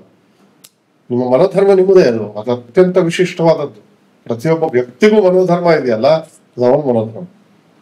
ಮನೋಧರ್ಮ ಶಾರೀರ ಬೇರೆ ನಾವು ಹೇಳಿದ್ವಿ. ಬಟ್ ಡೂಸ್ ಅಂಡ್ ಡೋಂಟ್ಸ್ ಗುರುಗಳೇ ಹೇಳ್ಬೇಕಲ್ಲ ಸರ್. ಡೂಸ್ ನಾವು ಮಾಡ್ತಾ ಹೋಗ್ತೀವಿ, ಹೊಸ ಹೊಸ ಕಲ್ಪನೆಗಳು, ಇವತ್ತು ಮಾಡಿದ ಕಲ್ಪನೆ ನಾಳೆ ಇರ್ತದೆ. But many dos and don'ts will learn actually dos and don'ts later. ಆ ಡೂಸ್ ಅಂಡ್ ಡೋಂಟ್ಸ್ ಅನ್ನು ಹೊರತು ಹೋಗ್ಬಿಡ್ತೀವಿ ನಾವು. ಸೊ ಓವರ್ ಆಲ್ ಗೊತ್ತಿಲ್ಲದೆ ಅಗೌರವ ಅಲ್ಲ, ಅಗೌರವ ಅಲ್ಲ. ಶಿಲ್ಪಿ ಉಳಿ ಕೊಟ್ಟು ಶಿಷ್ಯನಿಗೆ ಹೇಳ್ಕೊಟ್ಟಿರ್ತಾರೆ ಹೇಗೆ ಮಾಡುವಂತ ಮಾಡೆಲ್ ಕೊಟ್ಟಿರ್ತಾರೆ. ಓವರ್ ಆಲ್ ಈಗ ವ್ಯಕ್ತಿ ಭಿನ್ನ ಇದ್ದೇ ಇರ್ತಾರೆ. ಒಂದೇ ಒಂದು ರೇಖೆಯನ್ನು ಶಿಷ್ಯ ಚೇಂಜ್ ಮಾಡಿ ಇಡೀ ಮುಖವನ್ನು ಚೇಂಜ್ ಮಾಡಿರ್ತಾರೆ. So over all irrespective of the merit of the Guru and ಶಿಷ್ಯ ಇಬ್ರು ಬ್ಲೈಂಡ್ ಬಿಲೀಫ್ ಇದ್ರೆ he can attain that position. ನಾವು ಒಪ್ಪಂಗೆ ಬ್ಲೈಂಡ್ ಬಿಲೀಫ್ ಇರಬಾರ್ದು. ಯಾಕಂದ್ರೆ ನಮ್ಮಲ್ಲಿ ಹಿಂದಿ ಒಳಗೆ ಒಂದು ಮಾತಿದೆ, ಪಾನಿ ಪೀನಾ ಛಾನ್ಕೆ ಗುರು ಕರ್ನಾ ಜಾನ್ಕೆ. ಬ್ಲೈಂಡ್ ಬಿಲೀಫ್ ಹೇಗೆ? ಬ್ಲೈಂಡ್ ಬಿಲೀಫ್ ಅಂತಂದ್ರೆ ಪ್ರಶ್ನಾತೀತ ಆಗ್ಬಾರ್ದು. ಗುರು ಪ್ರಶ್ನಾತೀತ ಅಲ್ಲ, ಗುರು ಕೂಡ ಪ್ರಶ್ನೆಗೆ ಸೀಮಿತನೇ. ಗುರುತ್ವ ಪ್ರಶ್ನಾತೀತ ಆದ್ರೆ ಅದು ಗುರುತ್ವ ಅಲ್ಲ, ಅದು ರೌಡಿಸಮ್ ಆಗಿದೆ. ಗುರುವನ್ನು ನಾವು ಬ್ಲೈಂಡ್ ಆಗಿ ಬಿಲೀಫ್ ಮಾಡ್ಬಾರ್ದು. ಇದನ್ನ ಹಿಂದಿ ಒಳಗೆ ಪ್ರಮಾಣವಾದ ಮಾತೇ ಇದೆ. ಪಾನಿ ಪೀನಾ ಛಾನ್ಕೆ, ನೀರು ಕುಡಿಯಬೇಕು, ಸೋಸಿ ಕುಡಿಬೇಕು. ಗುರು ಕರ್ನ ಜಾನ್ಕೆ. ಬುದ್ಧ ಯಾಕೆ ಅಲ್ದಾಡ್ದ ಹೇಳಿ 80 ವರ್ಷದವರೆಗೆ? ಬುದ್ಧ ಯಾಕೆ ಒಳ್ಳೆ ಗುರು ಸಿಕ್ಕಲೇ ಇಲ್ಲ ಅವನಿಗೆ. ಅವನಿಗೆ ಗುರು ಆದ, ಹೇಳಿದ್ರು ಅರಿವೇ ಗುರು ಅಂತ ಹೇಳ್ತಾರೆ. ಅರಿವೇ ಕೊನೆಗೆ ತಾನೇ ಗುರು ಆದ. ಹೀಗಾಗಿ ನೀವು ಬ್ಲೈಂಡ್ ಆಗಿ ಪ್ರಶ್ನೆ ಮಾಡ್ತಾ ಹೋದ್ರೆ ನಾವು ಕಲಿಯೋದಿಲ್ವಲ್ಲ, ಬರೇ ಸಂಶಯ ಬಂದು ಇಲ್ಲ, ಅದೇ ಹೇಳೋದು. ಟಾಂಟಿಂಗ್ ಇರಬಾರ್ದು. ಗುರುನ ಟೆಸ್ಟ್ ಮಾಡ್ಬೇಕು. ಈಗ ಸ್ವಾಮಿ ವಿವೇಕಾನಂದ ಇನ್ನೊಂದು ಹೇಳ್ತೀವಿ, for your information I will tell you. Swami Vivekananda ಅಲ್ಮೋರಾದಲ್ಲಿ ಸ್ಪೀಚ್ ಮಾಡ್ತಿರ್ತಾರೆ, ಮಂತ್ರ ಮಹಿಮೆ ಹೇಳ್ತಿರ್ತಾರೆ. ಮಂತ್ರ ಇಸ್ ಪವರ್ಫುಲ್, ಹಂಗೆ ಮಂತ್ರ ಅಧಾತು ಮಂತ್ರ ಜಿಜ್ಞಾಸ ಅಂತ ಹೇಳಿ ಅದ್ರದ್ದು ವೈಭವೀಕರಣ ಅಂತ ಹೇಳ್ತಿರ್ತಾರೆ. ಅವ್ರು ತಮ್ಮದೇ ಲೆಕ್ಕದೊಳಗೆ ಹೇಳ್ತಿರ್ತಾರೆ. ಅವಾಗ ಯಾವನೋ ಒಬ್ಬ teenage student 18 years old 20 years old ಹೇಗೆ ನಿಂತ್ಕೊಂಡು ಏನು ಮಂತ್ರ ಅಂದ್ರೆ ಬಹಳ ಹೇಳ್ತಾ ಇದ್ರಲ್ಲ ನೀವು, ಏನ್ ಮಂತ್ರ ಏನು? After all those are words. ಓಂ ನಮಃ ಶಿವಾಯ, ಓಂ ನಮೋ ನಾರಾಯಣ, ಏನ್ after all these are words. ಇದ್ರೊಳಗೆ ಏನ್ ಬಹಳ ಅದು ಇದು ಅಂತ ಏನೋ ಒಗ್ಗರಣೆ ಕೊಡ್ತಾ ಇದ್ರಲ್ಲ, ಮಸಾಲೆ ಹಾಕ್ತಾ ಇದ್ರಲ್ಲ, ಚೌಚೌ ಮಾಡ್ತಾ ಇದ್ರು. ಸ್ಟ್ರೇಟ್ ಫಾರ್ವರ್ಡ್ ಇದು ಇದ್ರಲ್ಲೇ ಅವ್ರು ಹೇಳ್ದಂಗೆ ಸಭೆನಲ್ಲೇ, ನೀವಾಗಲೇ ಹೇಳಿದ್ರಲ್ಲ ಸಭೆನಲ್ಲೇ. ಆವಾಗ ವಿವೇಕಾನಂದರಿಗೆ ಅವನ ಮನಸ್ಥಿತಿ ಗೊತ್ತಾಯ್ತು. ಪ್ರಶ್ನೆ ಇದು ಉದ್ದೇಶಪೂರ್ವಕವಾಗಿದೆಯೋ ಅಥವಾ ಜಿಜ್ಞಾಸಾಪೂರ್ವಕವಾಗಿದೆ ಅನ್ನೋದು ಗೊತ್ತಾಯ್ತಂತೆ. ಅವಾಗ ಅವರು ಷಟಂ ಪ್ರತಿ ಶಾಟ್ಯಂ ಅಂತ ಒಂದು ಮಾತಿದೆ. ಸೊ ಅದಕ್ಕೋಸ್ಕರ ಮುಳ್ಳಿನಿಂದ ತೆಗಿಬೇಕು. ಕಣ್ಣಿಗೆ ಕಣ್ಣು, ಹಮ್ಮುರಾಭಿಶಾಸನ ಇದೆ, ಕಣ್ಣಿಗೆ ಕಣ್ಣು ಅಲ್ಲಿಗೆ ಹಲ್ಲು ಅಂತೆ. ಉದ್ದೇಶ ಸರಿ ಇಲ್ಲ ಅಂತ ಗೊತ್ತಾಯ್ತು ಅವರಿಗೆ. ಗುರು ಗೊತ್ತಾಗ್ತದೆ, ಗುರು knows it, whether it is right or wrong, he knows it. ಅದೇ ಗುರು ಅವನು. ಸೊ ಅವರಿಗೆ ಗೊತ್ತಾಗುತ್ತೆ. ಅವಾಗ ಅವರು ಅವನು ನಿಲ್ಲಿಸ್ತಾರೆ. ತುಮ್ ಪಾಗಲ್ ಹೋ, ತುಮ್ ನಾದಾನ್ ಹೋ, तुम बेवकूफ हो, कहा कुछ क्या पूछना, कुछ पता नहीं तुमको ಅಂತ ತಿಳ್ಕೊಂಡು ಧಾರಿಸ್ಬಿಡ್ತಾರೆ. ಸೊ ಅವ್ನು ಅಗದಿ ಹೈಫೈ ಕಾಲರ್ ಹಿಡಿದು ಏರ್ಸ್ಕೊಂಡು ನಾನು ಗುರುನೇ ಕ್ವಶನ್ ಮಾಡ್ತೇನೆ ಅನ್ನುವಂಥ ಜೇಂಕಾರದೊಳಗೆ ಮಾತಾಡ್ತಾ ಇರ್ತಾನೆ. ಸೊ ಇವರು ಹಂಗೆ ಹೇಳಿದ ತಕ್ಷಣ audience, in the midst of audience shame ಆಗುತ್ತೆ. ತುಂಬಾ ತಮಾಷೆ ಮಾಡ್ಬೇಕು, ತರಲೆ ಮಾಡ್ಬೇಕು ಎದ್ದು ಕೂತ್ಕೊಂಡು ಅವನು ತಕ್ಷಣ ಕೂತ್ಕೊಂಡ್ಬಿಡ್ತಾನೆ, ಕುಸಿದು ಬಿಡ್ತಾನೆ. ಆವಾಗ ಎಲ್ರು ಹೋಗ್ಬಿಡ್ತಾರೆ, ಸಭಾ ವಿಸರ್ಜನೆ ಆಗ್ತದೆ. ಅವನು ಡೈರೆಕ್ಟ್ ಸ್ವಾಮಿ ವಿವೇಕಾನಂದ ಬರ್ತಾನೆ. ಏನು ನೀವು ಸ್ವಾಮಿಗಳು, ನೀವು ಗುರುಗಳು ಈ ರೀತಿ ಮಾತಾಡ್ಬೋದ? ನಾನೇನೋ ಬಿಡಿ ಚಿಕ್ಕವನು, ಏನೋ ಟೀನೇಜು ಮಾತಾಡ್ತಾ ಇದ್ದೀನಿ, ನೀವ್ ಹಂಗೆ ಮಾತಾಡ್ಬೇಕು, ನೀವ್ ಮಾತಾಡುವ ಅಂತ. ಇಲ್ಲ, ನಮ್ಮ ಮಂತ್ರಗಳಿಗೆ ಏನ್ ಶಕ್ತಿ ಇದೆ ತೋರಿಸ್ತೇನೆ ನಿನಗೆ ಅಂತ ಹೇಳ್ತಾನೆ.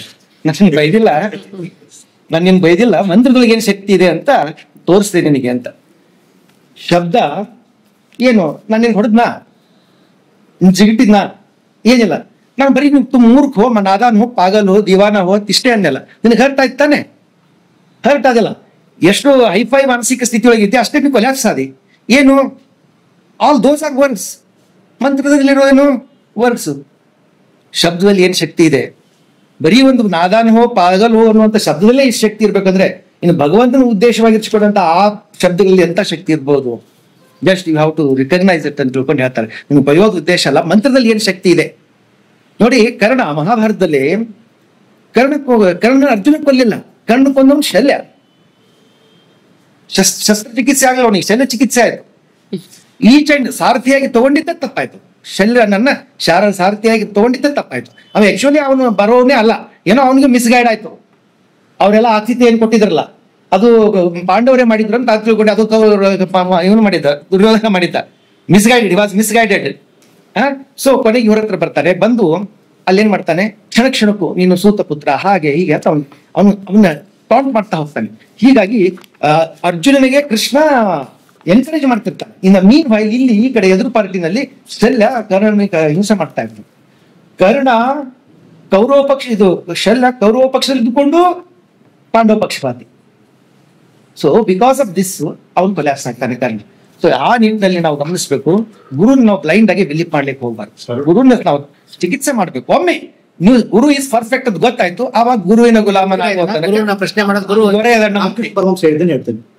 There is nothing called blind faith. Ramakrishna Paramahamsa ಹೇಳಿದ್ರು, there is nothing called blind faith, because faith has no ice.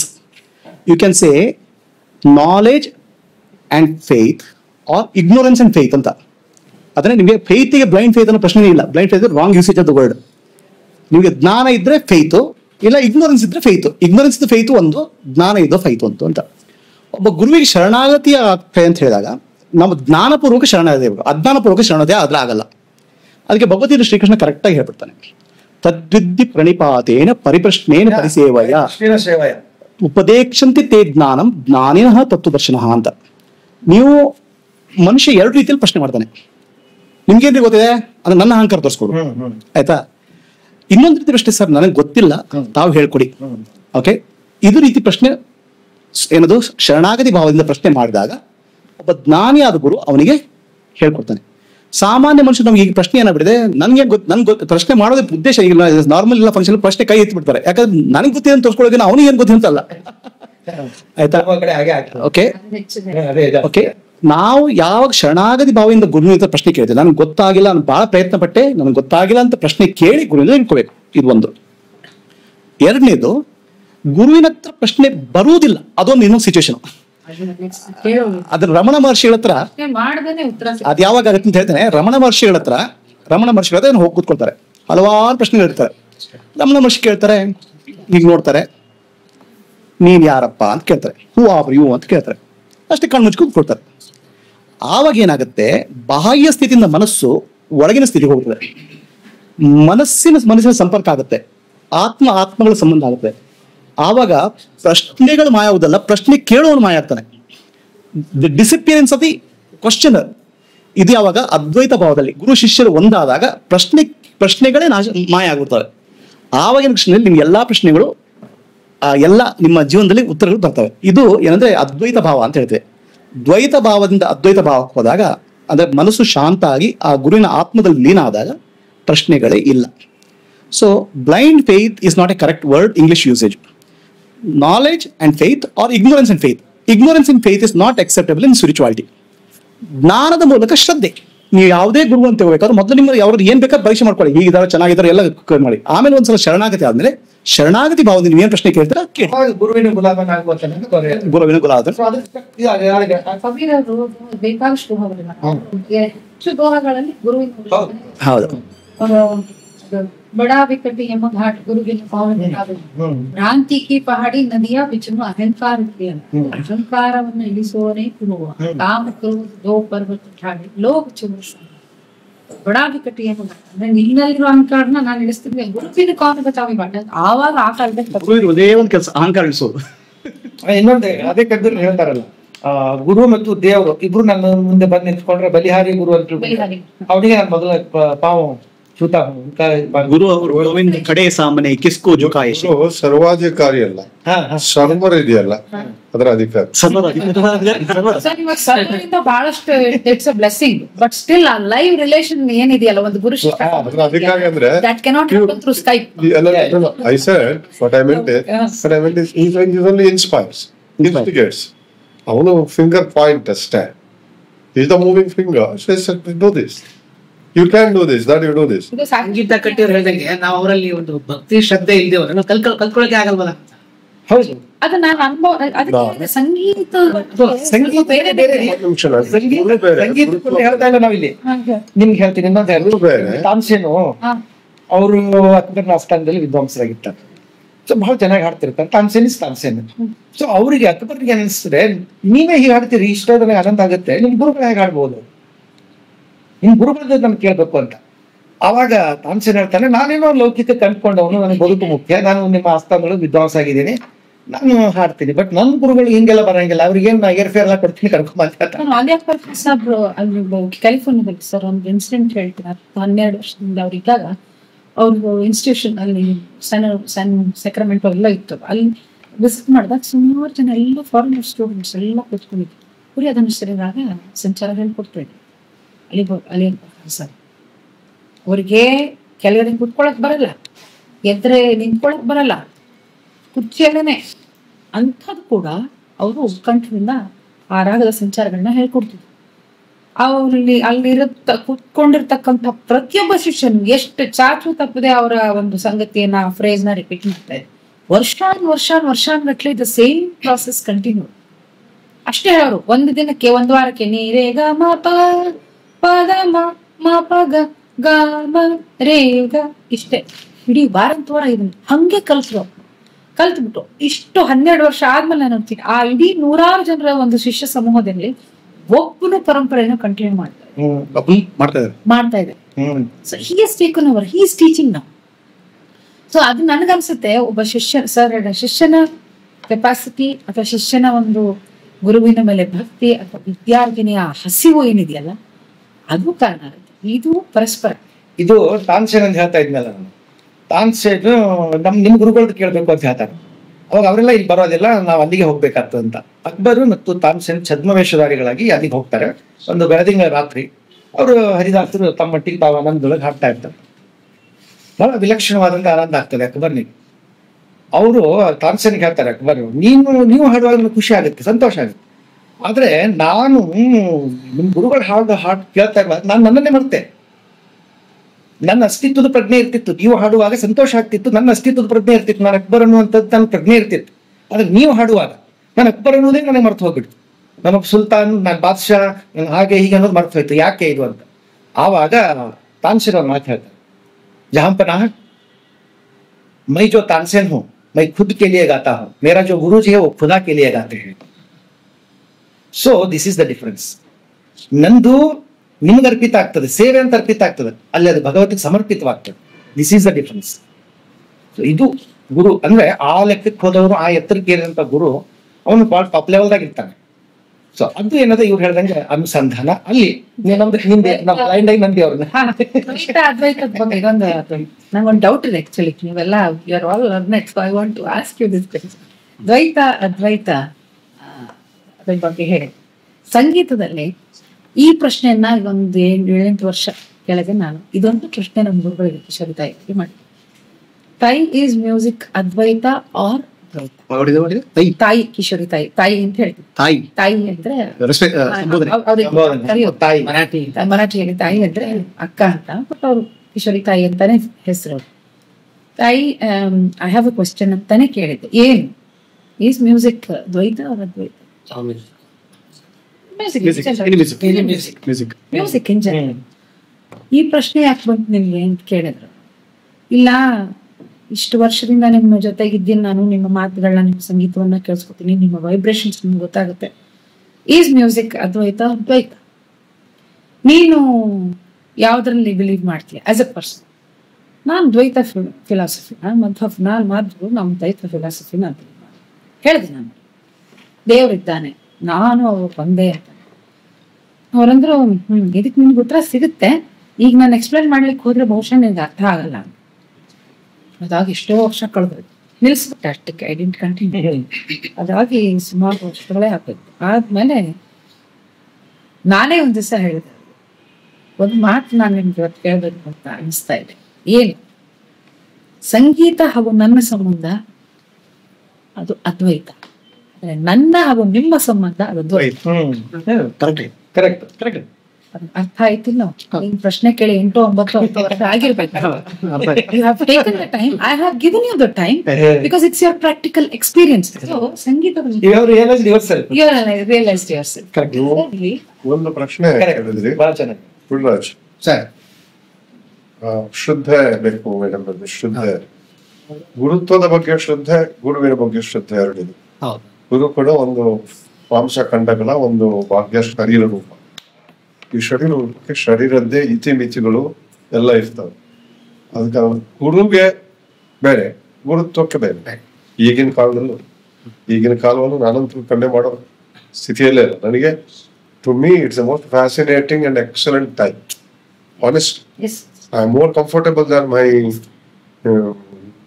parents, my grandparents, and I'm more comfortable. Even spiritually, I'm more comfortable today. Not because I've aged. The entire atmosphere is like that. So, ಗುರುವಿನ ಬಗ್ಗೆ ಶ್ರದ್ಧೆ, ಗುರುತ್ವದ ಬಗ್ಗೆ ಶ್ರದ್ಧೆ. ನಮ್ಮ ಹಿರಿಯರ ಕಾಲದಲ್ಲಿ ಗುರುತ್ವವನ್ನ ಎರಡನ್ನು ನಾವು ಬೇರೆ ಬೇರೆಯಾಗಿ ನೋಡಿದಾಗ, ನೋಡ್ಬೇಕಾದ ಸಂದರ್ಭ ಬಂದಾಗ ಗುರುತ್ವದ ಬಗ್ಗೆ ಶ್ರದ್ಧೆ ಅಳಿಯೋದೇ ಇಲ್ಲ. ಗುರುವಿನ ಬಗ್ಗೆ ಶ್ರದ್ಧೆ. ನೀವು ಒಂದು ಮಾತು ಹೇಳಿದ್ರಿ, ಅವರು ಗುರುವಿಗೆ ಶಿಷ್ಯನ ಮೇಲೆ ಅನುಕಂಪ ಮತ್ತು ಕರುಣೆ ಇರ್ತದ, ಶಿಷ್ಯನಿಗೂ ಗುರುವಿನ ಬಗ್ಗೆ ಅನುಕಂಪ ಕರುಣೆ ಇರ್ತದೆ. ಗುರು ಒಂದು ಸಿಗರೇಟ್ ಸೇದ್ಬಿಡ್ತಾರೆ, ಆ ಶಿಷ್ಯ ಅವನನ್ನ ಅದನ್ನು ಜಡ್ಜ್ಮೆಂಟ್ ಮಾಡಲ್ಲ. ಬಹಳ ಒಳ್ಳೆ ಬೇಕಾಗ್ಬಿಟ್ಟು ಜಡ್ಜ್ಮೆಂಟ್ ಮಾಡಲ್ಲ, ಈತ ಅಂತ ಮಾಡಲ್ಲ. ಗುರುತ್ವ ಇದೆಯಲ್ಲ, ಅದಕ್ಕೆ ಅವನು ಆ ಸಂಬಂಧ, ಇದು ಅಂತರಂಗ ಸಂಬಂಧ ಹೇಳಿದ್ದು, ಅದು ಬದಲಾವಣೆ. ನಮ್ಮ ಕಲೀಸ್ ಕೆಲವು ಪ್ರಶ್ನೆಗಳಿದೆ ಕೇಳ್ತಾರೆ. ಒಂದು ಇದು ಅನ್ಸುತ್ತೆ, ಇವತ್ತಿನ ದಿನ ನಾಲೆಡ್ಜ್ಗಷ್ಟೇ ಇಂಪಾರ್ಟೆನ್ಸ್ ನಾವು ಕೊಡೋದಾದ್ರೆ ಅದು ಯಾವ ಸೋರ್ಸ್ ಇಂದನಾದ್ರೂ ಬರ್ಬೇಕು. ಲೈಕ್ ಪ್ರೈಮರಿ ಸ್ಕೂಲ್ ಇಂದಾನೇ ಶುರು ಆಗುತ್ತೆ. ಟೀಚರೇ ಹೇಳ್ಕೊಡ್ಬೇಕು ಅಂತಿಲ್ಲ, ಟ್ಯೂಷನ್ ಟೀಚರ್ ಹೇಳ್ಕೊಡ್ತಾರೆ, ಸ್ಕೂಲಲ್ಲೇ ಪಾಠ ಆಗ್ಬೇಕು. ಅಲ್ಲೂ ಸಿಗ್ಲಿಲ್ಲ ಅಂತಂದ್ರೆ ಗೂಗಲ್ ಮಾಡ್ತಾರೆ, ಆನ್ಲೈನ್ ಕ್ಲಾಸಸ್ ಇರುತ್ತೆ. ಸೊ ಲೌಕಿಕ ಎಜುಕೇಶನ್ ಮಾತ್ರ ಅಲ್ಲ, ಸ್ಪಿರಿಚುವಲ್ ಎಜುಕೇಶನ್ಗೂ ಕೂಡ ಬುಕ್ಸ್ ಇರುತ್ತೆ, ಆನ್ಲೈನ್ ಗುರುಸ್ ಇರ್ತಾರೆ. ಸೊ ಈ ತರದ್ದೆಲ್ಲ ಸಿನೆ. ಸೊ ಹೀಗಿರ್ಬೇಕಾದ್ರೆ ಇಲ್ಲಿ ವೈಯಕ್ತಿಕವಾಗಿ ಗುರು ಅಥವಾ ಶಿಕ್ಷಕ ಅನ್ನೋದು ಹೇಗೆ ಇಂಪಾರ್ಟೆಂಟ್ ಆಗ್ತದೆ ಅಂತ ಅಂದ್ರೆ, ಯಾವುದೋ ಒಂದು ಮುಖ ಇಲ್ಲದ ಮೂಲದಿಂದನೂ ಕೂಡ ನಮ್ಗೆ ನಾವು ಜ್ಞಾನನ ಪಡ್ಕೊಳ್ಬಹುದಾದಂತ ಸಾಧ್ಯತೆಗಳಿರೋ ಈಗಿನ ಕಾಲದಲ್ಲಿ. ಸೊ ಇದು ಮ್ಯೂಸಿಕ್ಗೂ ಅಪ್ಲೈ ಆಗುತ್ತೆ. ಸಾರಿ ಟು ಸೇ ದಿಸ್, ಇವತ್ತು ತುಂಬಾ ಜನ ಅದನ್ನ ವೆರಿ ಇಂಟ್ರೆಸ್ಟಿಂಗ್ ಮಾಡ್ತಾರೆ, ಫಾಲೋ ಮಾಡ್ತಾರೆ. ಯಾಕಂದ್ರೆ ಚಿತ್ರಕಲೆನೂ ಅಷ್ಟೇ, ಒಂದು ವಿಡಿಯೋ ಅಪ್ಲೋಡ್ ಮಾಡ್ಬಿಟ್ರೆ ಬೇಸಿಕ್ ಲೈನ್ಸ್ ಇಂದ ಹಿಡಿದು ಪೇಂಟ್ ಮಾಡಿ ಪ್ರೊಡ್ಯೂಸ್ ಮಾಡೋ ತನಕ ಅಲ್ಲಿ ಕ್ಲೀನ್ ಆಗಿ ಹೇಳ್ಕೊಡುವಂತದ್ದು ಇರುತ್ತೆ. ಸೊ ಹೀಗಿರ್ಬೇಕಾದ್ರೆ ಶಿಕ್ಷಕ ಅನ್ನೋದು ಒಬ್ಬ ಪರ್ಸನ್ ಆಗಿ ಹೇಗೆ ಮುಖ್ಯ ಆಗ್ತಾನೆ. ಸೊ ಅಲ್ಲಿ ಯಾವ ತರದ ಒಂದು ಬಾಂಡೇಜ್ ನಾವು ಬಾಂಡೇಜ್ ಬಗ್ಗೆ ಇಷ್ಟಂತ ಮಾತಾಡ್ತಿದ್ವಿ. ಸೊ ಅದಕ್ಕೆ ಏನ್ ಅರ್ಥ ಇದೆ? ಸೊ ಈ ಗುರು ಮತ್ತೆ ಶಿಷ್ಯ ಅನ್ನೋ ಸಂಬಂಧದಲ್ಲಿ ಕಲಿಸೋರು ಮತ್ತೆ ಕಲಿಯೋನ ನಡುವೆ ಯಾವ ತರದ ನಾವಿಷ್ಟೋ ತನಕ ಮಾತಾಡಿದ್ರೆ ಹೇಗೆ ಪ್ರಸ್ತುತ ಆಗತ್ತೆ ಅಂತ ಡಿಫರೆಂಟ್ ಲೆವೆಲ್ಸ್ ಅಲ್ಲಿ ಆಲೋಚನೆ ಮಾಡ್ಬೇಕು. ಆಗತಾನೆ ಹೇಳಿದೆ, ಮಾಧ್ಯಮಿಕ ಲೆವೆಲ್ ಒಳಗೆ ಗುರು becomes very relevant, visible, concrete, solid, feelable, touchable. ಮೇಲೆ ಹೋದಾಗ ಈಗಿನ ಕಾಲದಲ್ಲ, ಆಗಿನ ಕಾಲದಲ್ಲೂ ಕೂಡ ಗುರುತ್ವ ಇರ್ತಾ ಇತ್ತು. ಅದು ಅಶರೀರ ಕೂಡ ಗುರುತ್ವಗಳು. ಆ ಲೆವೆಲ್ಗೆ ಹೋದಾಗ ಒಬ್ಬ ಸರ್ಚ್ ಮಾಡುವಂತ ಒಂದು ಸಂದರ್ಭದಲ್ಲಿ ಈಗ ನಮ್ಗೆ ಟೆಕ್ನಾಲಜಿ ಇದೆ, ಸ್ಕೈಪ್ ಇದೆ. ಆಗಿನ ಕಾಲದಲ್ಲೂ ಇಲ್ಲ ಅಂತ ಅನ್ಕೋಬೇಡಿ. ಆಗಿನ ಕಾಲದಲ್ಲೂ ಕೂಡ ಹೇಳಿದ್ದು, ಕೇಳಿದ್ದು, ಮಾಡಿದ್ದು, ಅನುಭವಿಸಿದ್ದು, ಇದರ ಮೂಲಕ ಶಿಕ್ಷಣವನ್ನು ಪಡೆದ ಒಬ್ಬ ಮನುಷ್ಯ ಅವನ ಸ್ವಂತ ಅರಿವಿನ ದೃಷ್ಟಿಯಲ್ಲಿ ಅವನು ಹೋದಾಗ ಅವನು ಪಡ್ಕೊಂಡ್ ಬಂದ. ಈಗ ಸ್ಕೈಪು, ಮೊಬೈಲು ಇತ್ಯಾದಿ ಕಂಪ್ಯೂಟರ್ಸು ಇದ್ರೂ ಕೂಡ it is not a voiceless education, it is with voice. There is a voice, it's not a faceless education. Face is not seen ಅಷ್ಟೇ. ರಾಮನ ಶಿಕ್ಷಣ ಸಂದರ್ಭದಲ್ಲೂ ಕೂಡ, ರಾಮ ಮತ್ತು ಪಾಂಡವರ ಶಿಕ್ಷಣ ಸಂದರ್ಭದಲ್ಲಿ, ಕೃಷ್ಣನ ಶಿಕ್ಷಣ ಸಂದರ್ಭದಲ್ಲೂ ಕೂಡ ಹೀಗೆ ಒಂದು ಡಿಸ್ಟೆಂಟ್ ಮೋಡ್ ಆಫ್ ಎಜುಕೇಶನ್ ಇದೆಯಲ್ಲ, ಅದು ಇದ್ದದ್ದೇ. ಬೇಸಿಕ್ ಲೆವೆಲ್ ಇದು ಟೀಚರ್ ಅಂದ್ರೆ ಎಕ್ಸ್ ಅನ್ಕೋಬೇಡಿ, ಎಕ್ಸ್ ಅಂಡ್ ವೈ ಅನ್ನಿ. ನೀವು ಏನ್ ಹೇಳ್ತೀರಿ, 2ನೇ ಕ್ಲಾಸ್ ನಲ್ಲಿ ಮ್ಯಾಥಮೆಟಿಕ್ಸ್ ಹೇಳ್ಕೊಡೋದಕ್ಕೆ ಎಕ್ಸ್ ಕ್ಲಾಸ್ ಅಲ್ಲಿ ಇದ್ದಾನೆ, ವೈ ಮನೆಯಲ್ಲಿ ಪ್ರೈವೇಟ್ ಟ್ಯೂಷನ್ ಕೊಡ್ತಾನೆ ಅಂತ ಪ್ರಶ್ನೆ ಕೊಡ್ತಾರೆ. ವೈನು ಬೇಡ, ಕಂಪ್ಯೂಟರ್ ಹೇಳ್ಕೊಡ್ತದೆ ನಮ್ಗೆ ಝಡ್ ಅಂತ ಇಟ್ಕೊಂಡು. ಆ ಕಂಪ್ಯೂಟರ್ಗೆ ಸಾಫ್ಟ್ವೇರ್ ಅನ್ನ ಒಟ್ಟಿಗೆ ತುಂಬಿಸಿದ ಮನುಷ್ಯ ಇದ್ದಾನೆ, ಒಬ್ಬ ಮನುಷ್ಯ ಇದ್ದಾನೆ. ಅವನದೊಂದು ಕಾಪಿರೈಟ್ ಇರ್ತದೆ. ಖಾನ್ ಟ್ಯುಟೋರಿಯಲ್ಸ್ ಅಂತಲ್ಲ, ಖಾನ್ ಅಂತ ಅಮೆರಿಕದಲ್ಲಿ ಅವನು the biggest online teacher for mathematics. ಅವನಿಗೆ ಜನ ಸೇರ್ಕೊಳ್ತಾರೆ. ಆದ ಕಾರಣ ಇವ್ರು ಯಾರೇ ಇದ್ರು ಕೂಡ XYZ ಕೂಡ ಒಂದು ಗುರುವೇ, ಅದೃಶ್ಯ ಗುರು. ವರ್ಚುವಲ್ ಗುರುಗಳು ಮೊದಲು ಇದ್ರು. ಇವತ್ತು ಟೆಕ್ನಾಲಜಿ, ವರ್ಚುವಲ್ ಗುರುಗಳು ಮೊದಲು ಇದ್ರು. ವಿಶ್ವಾಮಿತ್ರರು ವರ್ಚುವಲ್ ಗುರುಗಳಾಗಿದ್ರು, ಭಾರದ್ವಾಜರಾಗಿದ್ರು, ರಾಮನಿಗೆ ವರ್ಚುವಲ್ ಗುರುಗಳಾಗಿದ್ರು. ಕಡದಾಜ್ಮನಿಗಳು ಧೌಮ್ಯರು ಆಗಿದ್ರು ಧರ್ಮರಾಯನಿಗೆ. ಭೀಷ್ಮ ಆಗಿದ್ದ ಷಡಮಂಚದಲ್ಲಿ ಕೂತ್ಕೊಂಡು. ಹೀಗೆ ಇದನ್ನ ಇದರಿಂದಾಗಿ ಈಗ ನಮ್ಗೆ ಗುರುತ್ವ ಇಲ್ಲ ಅಂತ ಏನೂ ಇಲ್ಲ. ನಾನು ಅದಕ್ಕೆ ಒಂದು ಸಣ್ಣ ನಮ್ಮನ್ನ ಅದು ಗುರುವಿನ ಮೇಲೆ ಜವಾಬ್ದಾರಿ ಜಾಸ್ತಿ, ಯಾವತ್ತೂ ಜಾಸ್ತಿನಿ. ಶಿಷ್ಯನಿಗಿಂತ ಜಾಸ್ತಿ ಜವಾಬ್ದಾರಿ ಗುರುವಿನ ಮೇಲೆ. ಯಾಕಂದ್ರೆ ಗುರು ಹೇಗೆ ನಡ್ಕೊಳ್ತಾನೆ, ಗುರುವಿನಲ್ಲಿ ಬೆಸ್ಟ್ ಆಫ್ ನಾಲೆಜ್ ಇದೆ. ನೀವು ನಾಲೆಜ್ ಅಂತ ಹೇಳಿದ್ರಿ, knowledge is nothing but information simplification and information drilling. ಅದಿಲ್ಲದೆ ಅಕ್ಷರ, ಅದು ಅಕ್ಷರ ಇಲ್ಲದಿದ್ರೆ ನಿಮ್ಗೆ ಮೌಲ್ಯಗಳು ಅದು ಯಾವುದೂ ಇರೋದಿಲ್ಲ. ಅದು ಬೇಸಿಕ್ ಥ್ರೆಶೋಲ್ಡ್. ಬಾಗಿಲು ತೆಗೆದು ಒಳಗಡೆ ಬಂದ ಮೇಲೆ ನೀವು ಎಲ್ಲಿ ಕೂತ್ಕೋತೀರಿ ಅಂತ ನಿಮ್ಗೆ ಸಂಬಂಧಪಟ್ಟದ್ದು. ಬಾಗಿಲು ಬೇಕೇ ಬೇಕಲ್ಲ, ಬಾಗಿಲು ಬೇಕೇ ಬೇಕಲ್ಲ, ಥ್ರೆಶೋಲ್ಡ್ ಬೇಕೇ ಬೇಕಲ್ಲ, ಸ್ಟೆಪ್ಸ್ ಬೇಕಲ್ಲ, ಅದು ಗುರು. ಶಿಷ್ಯನ ಬಗ್ಗೆ ನಿಜವಾದ ಹೆಮ್ಮೆ ಆಗದೆ ಯಾವಾಗ? ಯಾವ್ದು? ಒಬ್ಬ ಗುರುವಿಗೆ ಶಿಷ್ಯನ ಬಗ್ಗೆ ನಿಜವಾದ ಹೆಮ್ಮೆ ಆಗಿದೆ ಯಾವಾಗ? ನಾನು ನಿಜವಾಗ ಹೇಳ್ತೀನಿ ನಿಮ್ಗೆ, ಗುರು ನಿಜವಾದ ಗುರುವಿಗೆ ತಮ್ಮ ಸ್ವಂತ ಮಕ್ಕಳ ಅಚೀವ್ಮೆಂಟ್ ಗಿಂತ ಜಾಸ್ತಿ ಸ್ವಂತ ಮಕ್ಕಳ ಹತ್ರ ಸ್ವಲ್ಪ ಕೊರಗಾಗಬಹುದು, ಅಯ್ಯೋ ನನ್ನ ಮಗ ದೊಡ್ಡವನಾಗ್ಲಿಲ್ಲ ಅಂತ. ಆದ್ರೆ ವಿದ್ಯಾರ್ಥಿ ಜಾಸ್ತಿ ಬಂದ್ಬಿಟ್ರೆ ಅವನನ್ನ ಕಿರೀಟ ತರ ಹೊತ್ಕೊಂಡು ಈಗಲೂ ತಿರ್ತಾರೆ. ಅದೇ ರೀತಿ ಶಿಷ್ಯನು ನಮ್ಮೆಷ್ಟರು ಅಂತ, ಈಗಲೂ ನಮ್ಮೆಷ್ಟರು ಅಂತ. ಅದೇ ನಿಜವಾದ ಗುರು. ಪ್ರೈಮರಿ ಸ್ಕೂಲ್ ಟೀಚರ್ಗಳು ನಾವು ಮರ್ತಿದೀವ? ಯಾರಾದ್ರೂ ಮರ್ತಿದೀವ? ಈಗಲೂ ನಮ್ಮ ಕಾಲೇಜ್ ಮೇಸ್ಟರ್ ಮರ್ತು ಬಿಡ್ಬೋದು. ಪ್ರೈಮರಿ ಸ್ಕೂಲ್ ಟೀಚರ್ನ ಬರೆಯಕ್ ಸಾಧ್ಯವೇ ಇಲ್ಲ. ಆಮೇಲೆ ಒಂದು ಸರ್, ನಮ್ಮ ಜೀವನದ ಒಂದೊಂದು ಹಂತದಲ್ಲಿ ಒಬ್ಬೊಬ್ಬ ಗುರುವನ್ನ ಕಾಣ್ತಾ ಹೋಗ್ತೇವೆ. ಅದ್ರಲ್ಲಿ ಹೆಂಗಾಗುತ್ತೆ ಅಂದ್ರೆ ಗುರುವಿನ ಒಂದೊಂದು ಡಿಫ್ರೆಂಟ್ ಆಯಾಮಗಳನ್ನ ನೋಡ್ತಾ ಹೋಗ್ತೇವೆ ನಮ್ಮ ಜೀವನದಲ್ಲಿ. ಅವಾಗ ನಾವು ನಿಜವಾದ ಗುರು ಇವನು ನನ್ನ ಜೀವನಕ್ಕೆ ಸರಿಯಾದ ದಾರಿ ತೋರಿಸೋ ನಿಜವಾದ ಗುರು ಇವನೇ ಅಂತ ನಾವು ಹೇಗೆ ಗುರುತಿಸೋದು ಅಂತ. ನಾವು ಇಷ್ಟೊತ್ತೇನ್ ಮಾತಾಡಿದ್ವಿ, ಗುರುತ್ವನ ಬಗ್ಗೆ ಮಾತಾಡಿಕೊಂಡ್ವಿ, ಗುರುವಿನ ಬಂಧನಗಳ ಬಗ್ಗೆ ಮಾತಾಡಿದ್ವಿ. ಆದ್ರೆ ನಿಜವಾದ ಗುರುವನ್ನ ಅರಿಸೋದು ಹೇಗೆ? ನಿಜವಾದ ಗುರುವನ್ನ ನೀವು, ನಿಮ್ಮ ನಿಜವಾದ ಗುರು ನೀವೇ. ಅದಕ್ಕೆ ಅಲ್ಲಮ್ಮ ಹೇಳಿದ್ದು ಅರಿವೇ ಗುರು ಅಂತ. ಆ ಅರಿವನ್ನ ಮಾಡಿಸಿದ್ದ ನಾವು ಅಷ್ಟೇ. ಆ ಅರಿವನ್ನ ಭಟ್ಟಿಳಿಸೋದು ನೀವೇ. ಫಿಲ್ಟರ್ ಮಾಡ್ಬೇಕು. ಟೀ ಪುಡಿ ಇದೆ, ಸಕ್ಕರೆ ಇದೆ, ಎಲ್ಲ ಇದೆ, ಅದನ್ನ ಫಿಲ್ಟರ್ ಮಾಡ್ಕೊಳ್ಳೋದು ನೀವೇ. ನಿಜವಾದ ಗುರು ಯಾರು? ನಿಜವಾದ ಗುರು ನಾವೇ, ನಮ್ಮ ಪ್ರಜ್ಞೆ. ಆ ಪ್ರಜ್ಞೆ ಇದೆ ಅಂತ ಒಬ್ಬ ಗುರು ನಮಗೆ ತೋರಿಸಿದ. ಅದಕ್ಕೆ ಕುವೆಂಪು ಹೇಳ್ತಾರೆ, ಮುಂದೆ ಗುರಿ ಇರಬೇಕು, ಹಿಂದೆ ಗುರು ಇರಬೇಕು. ಗುರು ಎಲ್ಲಿ? ಹಿಂದೆ, ಮುಂದೆ ಅಲ್ಲ. ಮುಂದೆ ಗುರು, ಹಿಂದೆ ಗುರಿ ಅಲ್ಲ. ಮುಂದೆ ಗುರು ಇರಬೇಕು, ಮುಂದೆ ಗುರಿ ಇರಬೇಕು, ಹಿಂದೆ ನಮ್ದೇ ಗುರಿ, ಹಿಂದೆ ಗುರು ಇರಬೇಕು. ಗುರು ಹಿಂದೆ ನಿಂತ್ಕೊಳ್ಬೇಕು. ಬೆನ್ಸ ಬರ್ತಾನೆ ಅಷ್ಟೇ. ಪುಟ್ಟರಾಜ ಗವಾಯಿಗಳು ಅವರು ವೆಂಕಟೇಶ್ ಕುಮಾರ್ ಇದ್ದಾರೆ. ಅವರು ಹಿಂಗೆ ಆಟ ಆಡ್ತಾ ಇವೆಲ್ಲ ಇವ್ರನ್ನ ಗೋಲಿ ಇದೆಲ್ಲ ಆಟ ಆಡ್ತು, ಬರೀ ಹಿಂಗೆ ಗೋಲಿ ತರ ತಿರುಗ್ಬೇಕು. ಅವರೇ ಹೇಳ್ತಾರೆ ಪುಟ್ಟರಾಜ ಗವಾಯಿಗಳು. ಆದ್ರೆ ಎಂಥ ದಿವ್ಯ ದೃಷ್ಟಿ ಅಂತಂದ್ರೆ, ಹಿಡ್ಕೊಂಬರ್ರೋ ಅವನ್ನ, ಎಲ್ಲಿದಾರೆ ಸ್ಟೇಷನ್ನಾಗ ಆಡ್ಲಿಕ್ಕೆ ತಾನ್ರಿ, ಹಿಡ್ಕೊಂಬರ್ಲಿಪ್ಪ, ಹಿಂಗ್ ಕರ್ಸಿ ಚೆನ್ನಾಗಿ ಹುಟ್ಟಿಗೆ ಹಾಕಿ ಸಂಗೀತ ಹೇಳ್ಕೊಡೋವಂತೆ. ಯಾರ್ ಕಷ್ಟ ಪಡ್ಬೇಕು ಅಂತ ತಿರ್ಗಾ ರಾತ್ರಿ ಓಡೋಗ್ಬಿಡ್ರು. ಎಲ್ಲಿ ಹೋದ್ನೋ ವೆಂಕಟೇಶ್ ಹಿಡ್ಕೊಂಡ್ರು. ಹೀಗೆ 5-6 ಸರ್ತಿ ಅವ್ರನ್ನ ಹುಡುಕ್ಸಿ ಕರ್ತಂದು ಪಟ್ಟು ಹಿಡಿದು ಅವ್ರಿಗೆ ವಿದ್ಯೆ ವೆಂಕಟೇಶ್ ಕುಮಾರ್ ಅವ್ರು. ಅವಾಗ ನಾನೇನು ಅಂತ ಗೊತ್ತಿರ್ಲಿಲ್ರಿ, ನಮ್ ಗುರು ಗೊತ್ತಿತ್ರಿ ನಾ ಏನಂತ.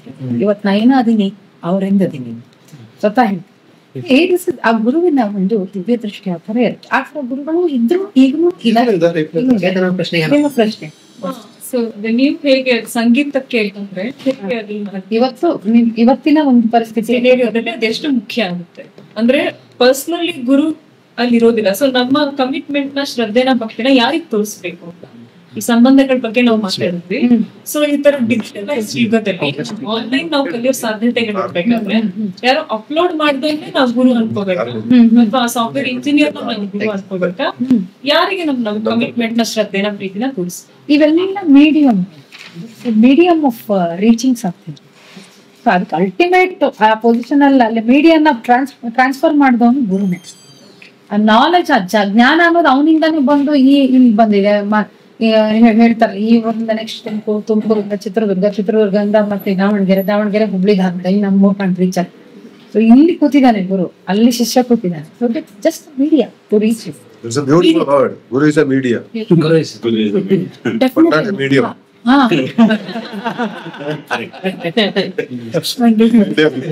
ಬಟ್ ಸಂಗೀತದ ಮೀಡಿಯಂ ಆಗ್ಬಿಡುತ್ತೆ. ಹೌದು, ಆ ಮೀಡಿಯಂನ ಶಿಷ್ಯ ಅರ್ಥ ಮಾಡ್ಕೋಬೇಕು. ಓಹೋ, ಇಲ್ಲಿ ರಸ್ತೆ ಹೈವೇ ಇಲ್ಲ, NH 4 ಇದ್ರು ದಾವಣಗೆರೆ ಹತ್ರ ಸ್ವಲ್ಪ ರಸ್ತೆ ಕೆಟ್ಟಿದೆ, ಅಲ್ಲೊಂಚೂರು ಜಾಸ್ತಿ ಏನಾದ್ರು ತಗ್ಗುದಕ್ಕೆ ತೆಗೆದುಕೊಂಡು ಹೋಗಬೇಕಾಗುತ್ತೆ.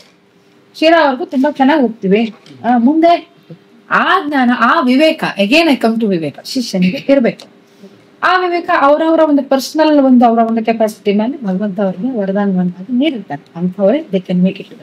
ಇವಾಗ ಬರ್ತಿರೋ ಎಲ್ಲಾ ಸಿಂಗರ್ಸ್ ಅಲ್ಲಿ ಈಗ ಸಪೋಸ್ ಭೀಮಸೇನ್ ಜೋಶಿ ಅವರು, ಕಿಶೋರಿ ಅಮೋನ್ಕರ್, ಮಲ್ಲಿಕಾರ್ಜುನ್ ಮನ್ಸೂರ್, ಇಂಥ ಎಲ್ಲ ಸಾಧಕರು ನಮ್ಮ ಹಿಂದೂಸ್ತಾನಿ ಸಂಗೀತದಲ್ಲಿ, ಸುಬ್ಬಲಕ್ಷ್ಮಿ ಅವರು, ಸುಬ್ಬಲಕ್ಷ್ಮಿ ಬಾಂಡ್, ಇವರೆಲ್ಲ ಎಲ್ಲೋ ಒಂದು ಹಾಲ್ ನಲ್ಲಿ ಯಾವುದೋ ಒಂದು ಜನಸಂದಣಿಯಲ್ಲಿ ಎಂಟ್ರಿ ಕೊಟ್ರು ಅಂದ್ರೆ ತಾನೇ ಜನರು ತಾನೇ ಎದ್ದು ನಿಂತು ಅವರಿಗೆ ಒಂದು ಓವೇಷನ್ ಗೌರವ ತೋರಿಸ್ತಾರೆ.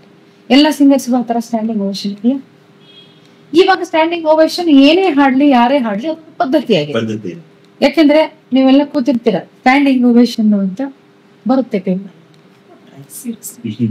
It is become a procedure. So ನಿಮ್ಗೆ ಬೇಕಾಗ್ಲಿ ಬೇಡಾಗ್ಲಿ you write it. He received a standing ovation. ಆ ಸ್ಟ್ಯಾಂಡಿಂಗ್ ಓವೇಷನ್ ಅಂತ ಆಡಿಯನ್ಸ್ ಆಗಿ ಯಾಕೆ ಕೊಟ್ಟ ನಾವೆಲ್ಲ ಹಾಕ್ತಾ ಇದ್ವಿ. ಬಟ್ ಜನರಲಿ ಸ್ಪೀಕಿಂಗ್ ದೊಡ್ಡವರೆಲ್ಲ ಬಂದಾಗ ತನ್ನಿಗೆ ತಾನೇ ಹೇಳ್ಬಾರ್ದು ಅಂತಕ್ಕಂಥ ಎದ್ದು ನಿಂತು ಗೌರವ ತೋರಿಸ್ತಾ ಸೂಚಿಸ್ತಾನೆ. ಕಾರಣ ಏನು? Music is a beautiful gift of nature to which nature responds and we respond to the nature. ಇದು ಗಿವ್ ಅಂಡ್ ಟೇಕ್. ಈಗ ಹೇಳ್ತಾರೆ ಬುಕ್ನಲ್ಲಿ ಸಾಕಷ್ಟು ಇದು ಇಂಟರ್ನೆಟ್ ಅಲ್ಲಿ ಬರುತ್ತೆ. ಷಡ್ಜ ಸಾಸ್ವರಕ್ಕೆ ಇಂಥ ಒಂದು ಪಕ್ಷಿ, ಇಂಥ ಒಂದು ಭಾವ ಇದೆ, ಈ ಒಂದು ರಸ, ನವರಸಗಳಲ್ಲಿ ಒಂದೊಂದು ಸ್ವರಕ್ಕೆ ಒಂದೊಂದು ರಸ ಇದೆ. ಸಾಗೆ ಒಂದು ಸಾಗೆ ವೀರರಸ ಅಥವಾ ಅದ್ಭುತ ರಸ ಇದೆ. ರೇಗೆ ಗಂಧ, ಗೆ ಕರುಣ ರಸ ಇದೆ, ರೇಗೆ ವೀರರಸ, ಬೇರೆ ಬೇರೆ ರಸಗಳು, ಶೃಂಗಾರ ರಸ, ಪಂಚಮಕ್ಕೆ ಶೃಂಗಾರ ರಸ ಇದೆ. ಇದೆಲ್ಲ ಬರೆದಿದ್ದಾರೆ. ಇದನ್ನ ರಾಗದಲ್ಲಿ ಹಾಡು ತೋರ್ಸೋದು ಹೇಗೆ? ಈಗ ನೀವು ವೀರರಸವನ್ನ ಸಾ ಅಂತ ಹಾಡಿದ್ರೆ ಒಳ್ಳೆ ಗೋಡೆ ಗಿಡ ಅಳಗಾಡೋ ತರ ಸಾ ಅಂತ ಹಾಡ್ತಾರೆ. ಇಲ್ಲ, ವೀರರಸವನ್ನ ಒಂದು ರಾಗದಲ್ಲಿ ಟಿಕ್ಟ್ ಮಾಡೋದು ಹೇಗೆ ಅಂತ ತೋರಿಸೋದು. You cannot read music, you cannot survey music, you cannot measure music, can only experience. Can only experience. ನೀವು ಸಂಗೀತದ ಮಟ್ಟಕ್ಕೆ ಹೇಳ್ಬೇಕಂದ್ರೆ ಆ ಎಕ್ಸ್ಪೀರಿಯನ್ಸ್ ಇಂದನೇ ಜ್ಞಾನಾರ್ಜನೆ ಸಾಧ್ಯ. ಜ್ಞಾನಾರ್ಜನೆ ಮಾಡ್ಲಿಕ್ಕೆ ಇದು ತಪ್ಪಪ್ಪ. ನಿಮ್ ಸಾ ಮತ್ತೆ ಗ ನಡುವಿನ ಸಂಚಾರ ಒಂದು ಮೋಹನ್ ರಾಗದಲ್ಲಿ ಒಂದ್ ತರ ಇರುತ್ತೆ, ಪೂರ್ವಿ ರಾಗದಲ್ಲಿ ಇನ್ನೊಂದ್ ತರ. ಅದೇ ಶುದ್ಧ ಗಂಧಾರನ ಈ ಒಂದೊಂದು ರಾಗಕ್ಕೆ ಬದಲಾಗುತ್ತೆ. ಅಯ್ಯೋ ಇದ್ರಲ್ಲಿ ನಾವು ಹಾಡ್ತಿರೋದು ಶುದ್ಧ ಗಂಧಾರ, ಅದ್ರಲ್ಲಿ ಹಾಡ್ತಿರೋದು ಶುದ್ಧ ಗಂಧಾರ, ಅದ್ರದ್ದು ಹೆಂಗ್ರಿ ಫ್ರೀಕ್ವೆನ್ಸಿ ಬದಲಾಗುತ್ತೆ? ಇಲ್ಲ, ಪ್ರತಿಯೊಂದು ರಾಗಕ್ಕೆ ಅದರ ರಸಾನುಭವದ ಪ್ರಕಾರ ಅದೇ ಸ್ವರ ಬದಲಾಗುತ್ತೆ. ಹೇಗೆ, ಯಾಕೆ ಅಂತಕ್ಕಂಥ ಮಾರ್ಗವನ್ನ ಗುರು ಹೇಳ್ತಾನೆ. ಇದು ಯಾವ ಟೈಪ್ ಮಾಡಿದ್ರೆ ಸಿಗಲ್ಲ, ಏನು ಅಂತ ಸಿಗುತ್ತೆ, ಯಾಕೆ ಅನ್ನೋ so Guru is a must. ಯಾಕೆಂದ್ರೆ ನಾವು ಸೋಷಿಯಲಿಸಮ್ ಅಲ್ಲಿ ಸೇರ್ಕೊಂಡು ಸೋಷಿಯಲ್ ನೆಟ್ವರ್ಕ್ ಇದಾಗೋಗ್ಬಿಟ್ಟು ನಾವು ಬಾಂಧವ್ಯಗಳೇ ಮರ್ತು ಹೋಗ್ತಾ ಇದೀವ ಅಂತ ಅನ್ಸುತ್ತೆ. ನಂಗೆ PB ಶ್ರೀನಿವಾಸ್ ಅವರು ಯಾವತ್ತೂ ಸಿಕ್ಕಾಗ ಚೆನ್ನಾಗಿ ಮಾತಾಡಿ, ನಾನು ತುಂಬಾ ಚಿಕ್ಕವಳಿದ್ದೆ. ಬದಲ್ನಾ ಕುದರತ್ ಕಿ ಕುದರತ್ है, ಬದಲಾವಣೆ ಆಗ್ಲೇಬೇಕು. ಬದಲ್ನಾ ಕುದರತ್ ಕಿ ಕುದರತ್. ನೀವು ಸಂಗೀತದ ಹೇಳ್ತಾ ಇದ್ರಿ, ಶೇಕ್ಸ್ಪಿಯರ್ ನಾಟಕದಲ್ಲಿ ಕ್ಲೌನ್ಗಳು ಇರ್ತಾವೆ. ಎಲ್ಲ ಮೆಸೇಜ್ ಕೊಡ್ಬೇಕಾದ್ರೆ ಕ್ಲೌನ್ಗಳ ಮೂಲಕ. ಇಲ್ಲಿಟ್ರೇಟ್ ಚೆನ್ನಾಗಿ ಇಂಗ್ಲಿಷ್ ಮಾತಾಡಕ್ಕೆ ಅವನು ಹೇಳ್ತಾನೆ, ಚೆನ್ನಾಗಿ ತಿನ್ಬೇಕು, ಗಬ ಗಬ ಅಂತ ತಿಂತಾ ಇರ್ತಾನೆ. ವಿದೂಷಕನ ಪಾತ್ರ. What is the food the gods eat ಅಂತ. ಆಗ ಒಬ್ಬ ಕ್ಲೌನ್ ಹೇಳ್ತಾನೆ,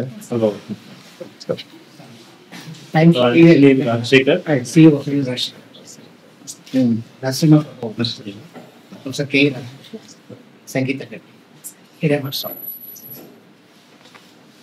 ಒಬ್ಬ ಕ್ಲೌನ್ ಹೇಳ್ತಾನೆ, madam music is the manna of gods ಅಂತ. ದೇವ್ರು ಊಟ ಮಾಡಿ ಮ್ಯೂಸಿಕ್ ಕೊಡ್ತಾರೆ, ಅದು ವಾಪಸ್ ಹಾಕ್ಬಿಟ್ಟೆ ಅಂದ್ರೆ ಎಲ್ಲ ಹೋಗ್ಬಿಡ್ತದೆ. ಮಲ್ಹಾರ್ ರಾಗ ಹಾಡಿದ್ರೆ ರಾಗ್ ಮಲ್ಹಾರ್ ತಾನ್ಸೇನ್ ಹಾಡಿದಾಗ ಮಳೆ ಯಾಕೆ ಬಂತು ಅಂಡ್ ದೀಪಕ್ ರಾಗ ಹಾಡಿದಾಗ ಲೈಟ್ ಹತ್ಕೊಂತು ಅಂತಾರೆ. Why? Because the impact of swaras in those musicians was so deep and strong. ಅವ್ರು ಯಾವ್ದು ಓದ್ಲಿಲ್ಲ, ಅನುಭವತಿಯಿಂದಾನೇ ಅವ್ರಿಗೆ guru is a must. Has a good experience. Yes, just you can't measure music, you can't evaluate music, you can't tap the music and survey it. You have to experience it.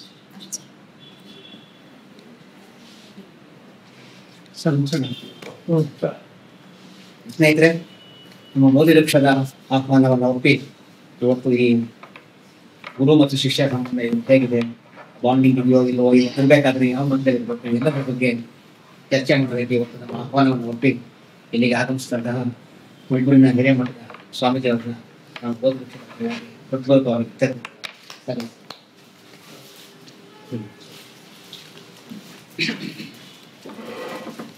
ಸರಿ.